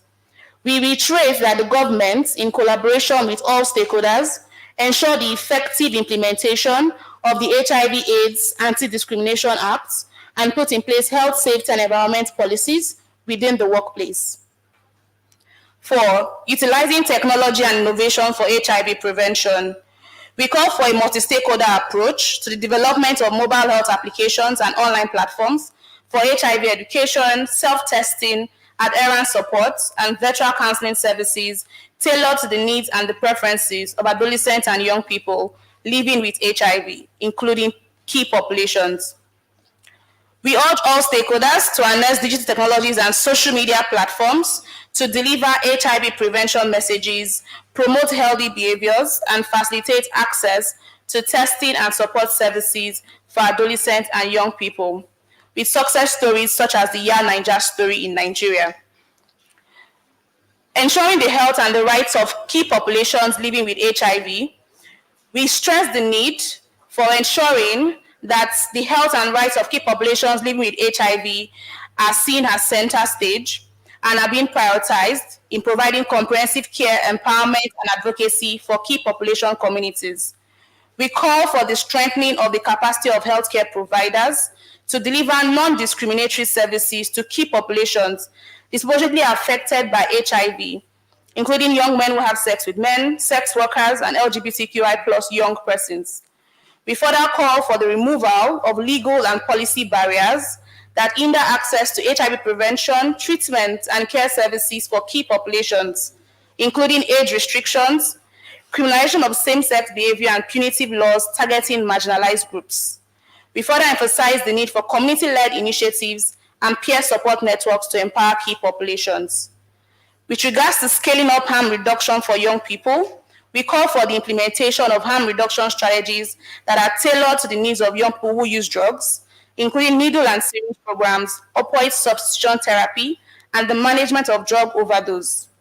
We call for the implementation of gender-responsive harm reduction interventions, including the establishment of safe spaces to improve access to services, especially for women who use drugs, and the need to address inequality and gender-based violence, as well as strong linkage and referral systems for continuum of care. We emphasize the need to educate and sensitize community stakeholders, health workers, law enforcement agencies, gatekeepers, persons who use drugs, and other stakeholders in this respect. We call for the need to address HIV, hepatitis, and other blood-borne infections by investing to provide services for diagnosis, prevention, treatment, and care services, in addition to integrating empowerment programs into harm reduction services for persons who use drugs. Finally, there is a need to develop a legal/policy framework in support of harm reduction, recriminalize drug use, and address all forms of stigma and discrimination against people who use drugs. We stress the need to scale up harm reduction programs for those dependent on drugs through domestic funding to complement existing donor investment. In conclusion, we, the Nigerian adolescents and youths, including persons living with HIV and the key population, stand united in our commitment to working towards a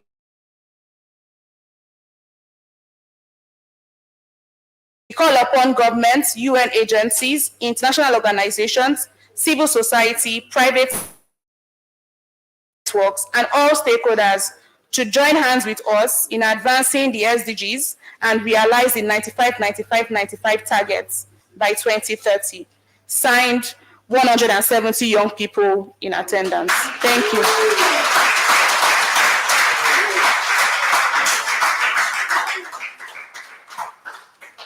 I am one very proud adult. Very, very proud. Can anyone in this room argue that the youth are not the change agents? These are the change agents. I am so proud of you, Talatu, and your team. Congratulations on pulling off a very, very amazing youth conference.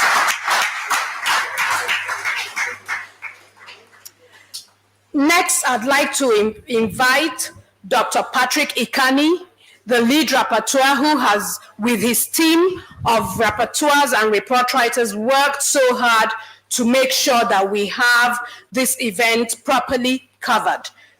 He will be sharing an overview of the conference activities as well as the communique. Welcome, Dr. Patrick. Thank you, everyone. I would like to stand on existing protocol, but I want to acknowledge that it's like they stole some of our notes. Because when I hear my UNH boss, all the things you had already said were highlights that we already have. And also, Fumi also took a lot of the things. So my job is a lot easier. No, they were not stolen. I'm just kidding. All right, so it shows that the leadership paid a lot of attention, and they were able to also take some of the highlights that we think that will come up. The slide will come up so that you can all see, both in print and in my voice. Start with the activities. It started all on the 7th to 9th. The 7th was very busy in 2 events. We had the Trans Cup, where we had the youth conference, the opening ceremony, and then the youth conference. Lots of activity, human vehicular movement everywhere, and it was huge. And the same day, we had the youth conference, and at this venue, we had the community activities, where we had a lot of different diverse communities, both capacity buildings and all of that. And because my role is to also give the role of activity, so I'll just start before I give you the highlights. Then the second day, today to the final day, the conference uniquely focused on thematic areas. And I'm sure by now you'd have been so familiar. And the objectives of the conference were linked to this. The conference objectives were to optimize innovation in HIV prevention approaches towards achieving epidemic control, number one. Number two, promote equitable and inclusive human rights-based approach to HIV prevention. And the last was to strategize for increased domestic funding. So if you look at these three objectives, they were clearly summarized by our two bosses from US and from PEFA and from UNAIDS. So the conference thematic areas were prevention strategies and innovation. The second was leadership and sustainability. And the third was research, data, and evidence-based programming, and then community-led initiatives. So a lot of these came out strongly, and we're going to make reflections on them. What were highlights? They're very tiny. Can they make them bigger? Our highlights were, since new infections are declining but too slowly, for us to achieve we have failed on our 2020 targets. So we have already missed our 2020 targets already, so we need to move towards our 2030. So Nigeria has an opportunity to end new infections in children, leveraging on available funds. The National Framework for Quality and Sustainable PMTCT program is where to hang on, and we encourage our partners to go explore that, and then program for PMTC. We also have the PMTC scale-up plan, which is driven by state and local teams, states and local teams. For us to succeed, all stakeholders and partners must align with these plans. The second is, there is an urgent and large increase in funding for HIV prevention from what we gathered in this conference. And what is needed to get us there, get us on track towards our 2030 target, it is truly unacceptable that only 9% of total AIDS funds, wow, I can't really see this, so let me expand this. It's not here. Okay, so thank you. So go back. Can you step back a bit?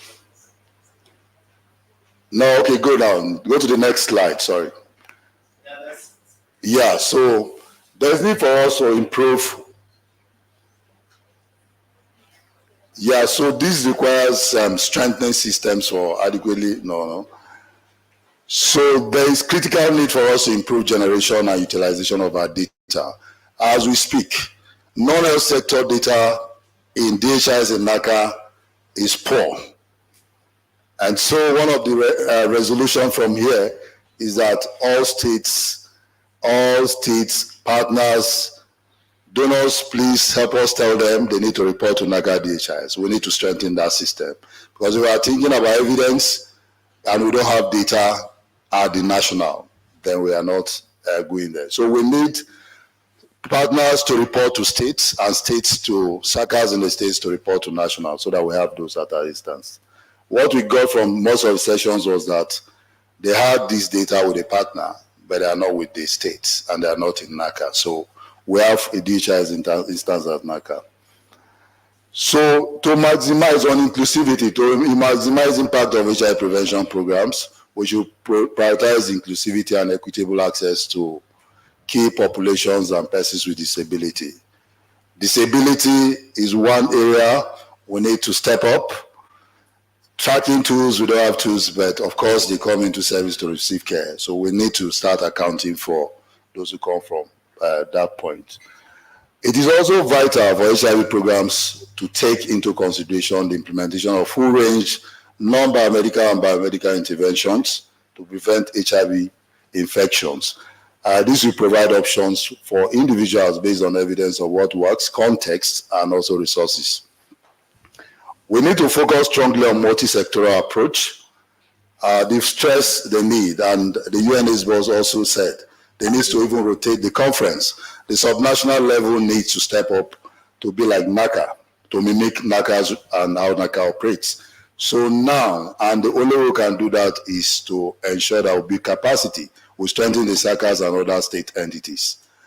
And we, at all levels, fostering involvement, meaningful involvement of AYPs and communities within the AIDS response, which is to key populations and all of that. Next. So adolescents and young people are both the present and the future of Nigeria. We must invest more on innovative programs. The young people are very innovative, and to engage them to become aware of their strength, build resilience, and be empowered as agents of change for the future as a strategic approach to HIV prevention. This is the concept, the NACA concept for GNN, and this will help us to deal with prevention is better than cure. In keeping with the political declaration of AIDS 2021, Nigeria needs the understanding of partners as it explores and applies innovative solutions to accelerate the decline in new HIV infections that are consistent with our context, and we know what our context is. So these are our resolutions, our highlights for this conference. So we need everyone's hand on deck in terms of generating data, in terms of meaningful involvement at all levels, community involvement, and all of that. Thank you.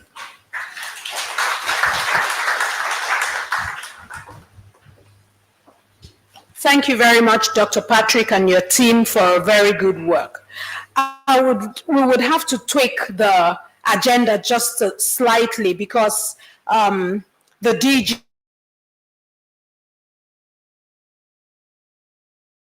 now, but we just have 2 other items before her, but I'll call her up now to give us her closing remarks, and then we go back to the agenda. Give her a round of applause as she comes.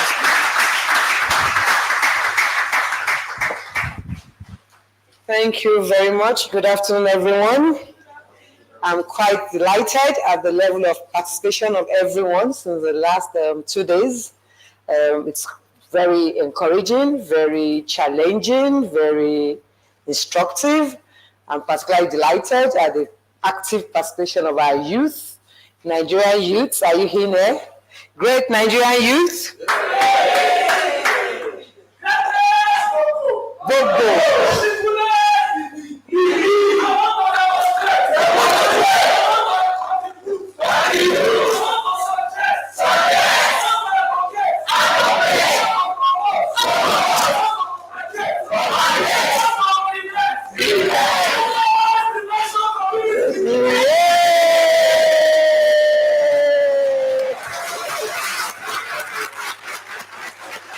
Thank you so much. Thank you so much. And we're looking forward to leverage on this passion, this energy, this vision, this innovation coming from our young people, from our youth, our adolescents. We love you, we appreciate you, and we're ready to collaborate with you. Talia too, we hear you loud and clear. We've taken note of all your recommendations. And as an agency, we are very willing, and we assure you that we're going to work on all those recommendations. Thank you so much. On that note, I want to thank, of course, our key supporter, Dr. Leo. Thank you so much. Fumi, my lovely sister, thank you. Help me out today. Now both of you are wearing blue, and then I didn't get the memo, you know. And of course, all the organizers, the team chaired by Dr. James Zanini, thank you so much for putting this together. Our rapporteurs, the directors in NACA, the event planner, I can see her smiling. It's been a very successful outing. Thank you so much. Every other person in the auditorium, we love you. We appreciate you. I can see Esther, Ashwan, Nepwan, Epin, the key. Thank you so much for being a part of this since Tuesday. We appreciate you all. And just to be brief, I'll just say that as an agency, we are ready and poised to provide leadership to drive the accelerated decline in new HIV infection. We're going to strengthen our multisectoral engagement, starting from our state level, our state SACAs. Thank you so much for participating in this. I see so many DGs executive secretaries of different state SACAs that have been with us since Tuesday. Thank you. Is Dr. Adebolu still in the hall? The chair SACA, is he still around? But he's been a very powerful voice. Thank you so much. Thank you for your leadership. Thank you for all that you're doing. So we are poised to supporting all SACAs and to deliver their mandate and to ensure sustainability even at the grassroots. We are poised to fostering community engagement, participation, and leadership in keeping with the global AIDS strategy. And just like Lua said, we want to make this a routine, maybe going every 2 years, we'll be having this. And not only, we're not going to stay in Abuja, we're going to take it to a state.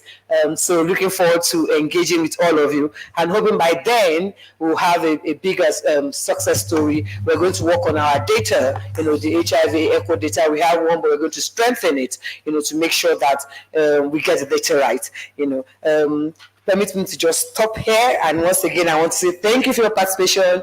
I wish you a safe journey back to your various destinations. God bless you. I love you all.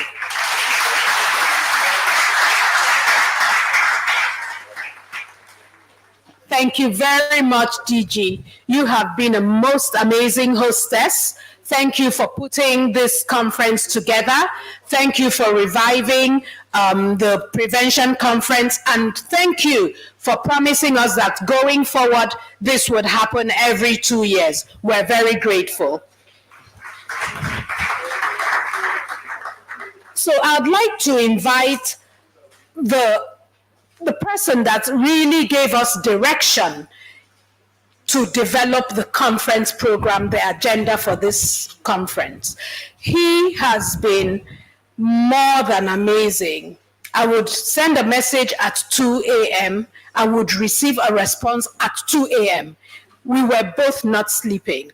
It was a job for me, so I don't have to sleep. But having the kind of support that I had from him, there is no way I would have been able to deliver this conference. Ladies and gentlemen, help me thank Mr. Godpa Omorege.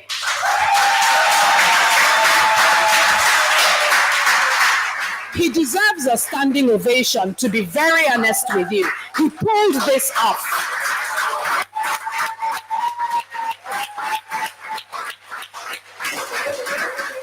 Sir, please come and give us a remark. Thank you.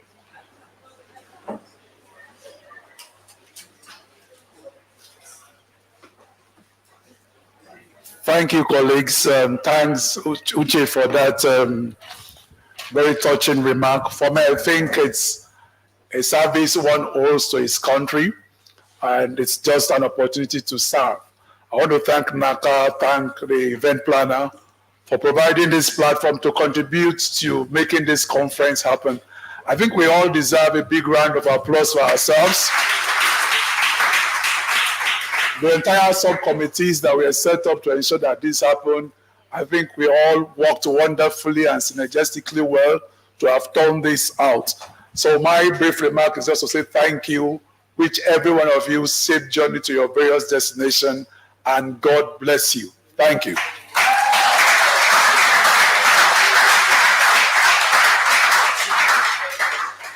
Ever so modest. Thank you very much, sir. Now we go to the vote of thanks as we come to the end of the conference. I'd like to invite Dr. James Aneni to give us a vote of thanks. He was the chairman of the organizing committee. Good afternoon, everyone. So my job is the easiest one, to thank everybody. The youths, you guys are doing great things, and I really appreciate and I'm very honored to be in this mix, to have learned a lot from you. So please give yourself a sound round of applause, please. So like I said, mine is the easiest part. On behalf of the Minister of State for Health and Social Welfare, Dr. Tunji Alause, who provided us the enabling environment to do this. Our NACA boss lady, Dr. Temitokwe Ilore, she has left, the trailblazer. My colleagues, and the entire staff of NACA. I just want to say it was really beautiful to see us all come together and make the planning for this conference a success. When we come together, we do great things. This is a testimony to that, because the planning for this conference really only began about 2 months ago. It takes about 6 months to plan a successful conference. So I want to just thank everybody for the role they have played. I have carefully used the word successfully planning, because the true success of this conference will depend on how well we are able to carefully harness and articulate new innovations for HIV prevention, new strategies for community engagement scale-up, with a bid to accelerate HIV prevention to end the scourge of HIV/AIDS. So we really haven't succeeded as a conference until we're able to take everything we have learned here forward and try to use it and take the action items to heart and to effect our programming. So I thank the organizing committee for their commitment, their dedication in putting this together. I'm truly honored and proud to have worked with them. Izine, the head of prevention division, she was wonderful. She was great. So she was great. Dr. Morige, we can't thank you enough.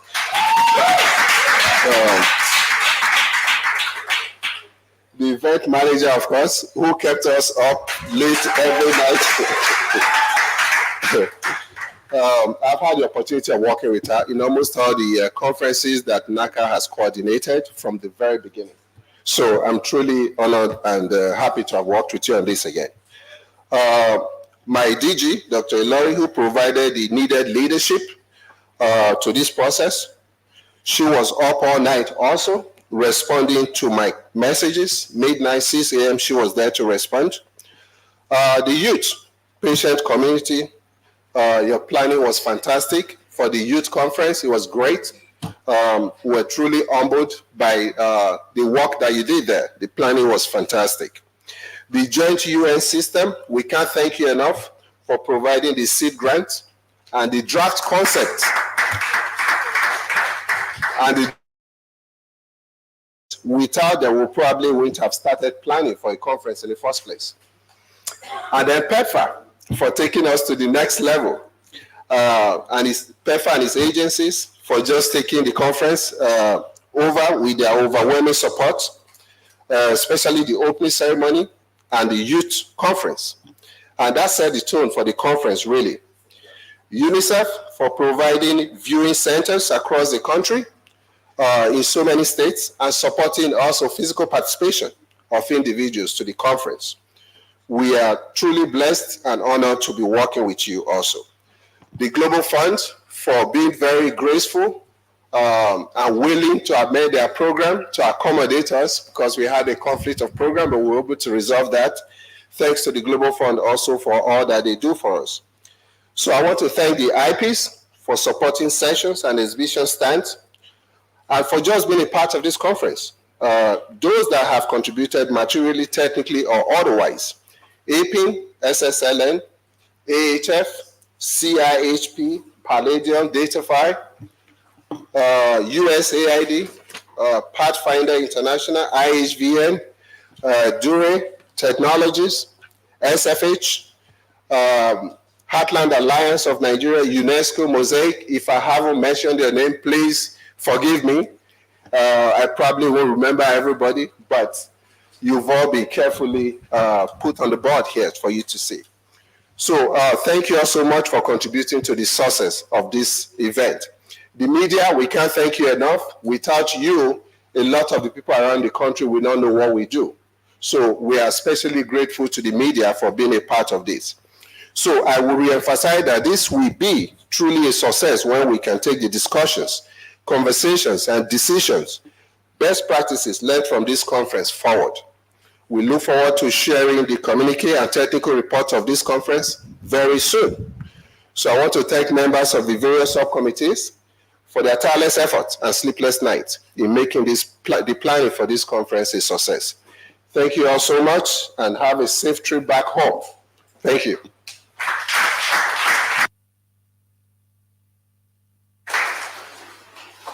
Thank you very much, Dr. James Aneni, for giving me another opportunity to serve. It's always a pleasure to serve. We have gradually come to the end of the 2024 Nigeria HIV Prevention Conference. I would like us to rise now and invite the saxophonist, if he's in the room, so that we can end officially with the national anthem. May I please invite our saxophonist? And while he's making his way forward, please, the 170 youth participants to this conference, I'd like to please appeal that you go to the NACA social media platforms and follow. The media handles are all NACA Nigeria. Follow us on Twitter, follow us on Facebook, follow us on IG, follow us on LinkedIn, follow us on all social media. Thank you. National anthem.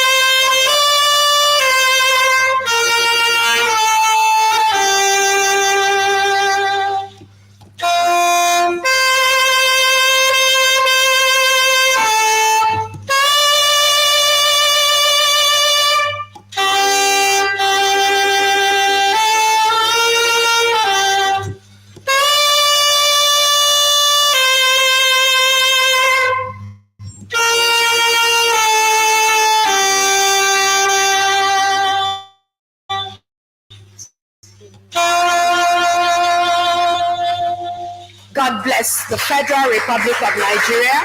God bless you all, and we wish you journey mercies as you travel back. Please use our backdrops. Our official photographers will be downstairs to capture the last moments. Our saxophonists, do us some music. You know, we're in and then please pick up lunch on your way out. We have arranged for lunch you can take away. So pick up lunch, stop by the restaurant and pick up lunch. Thank you very much.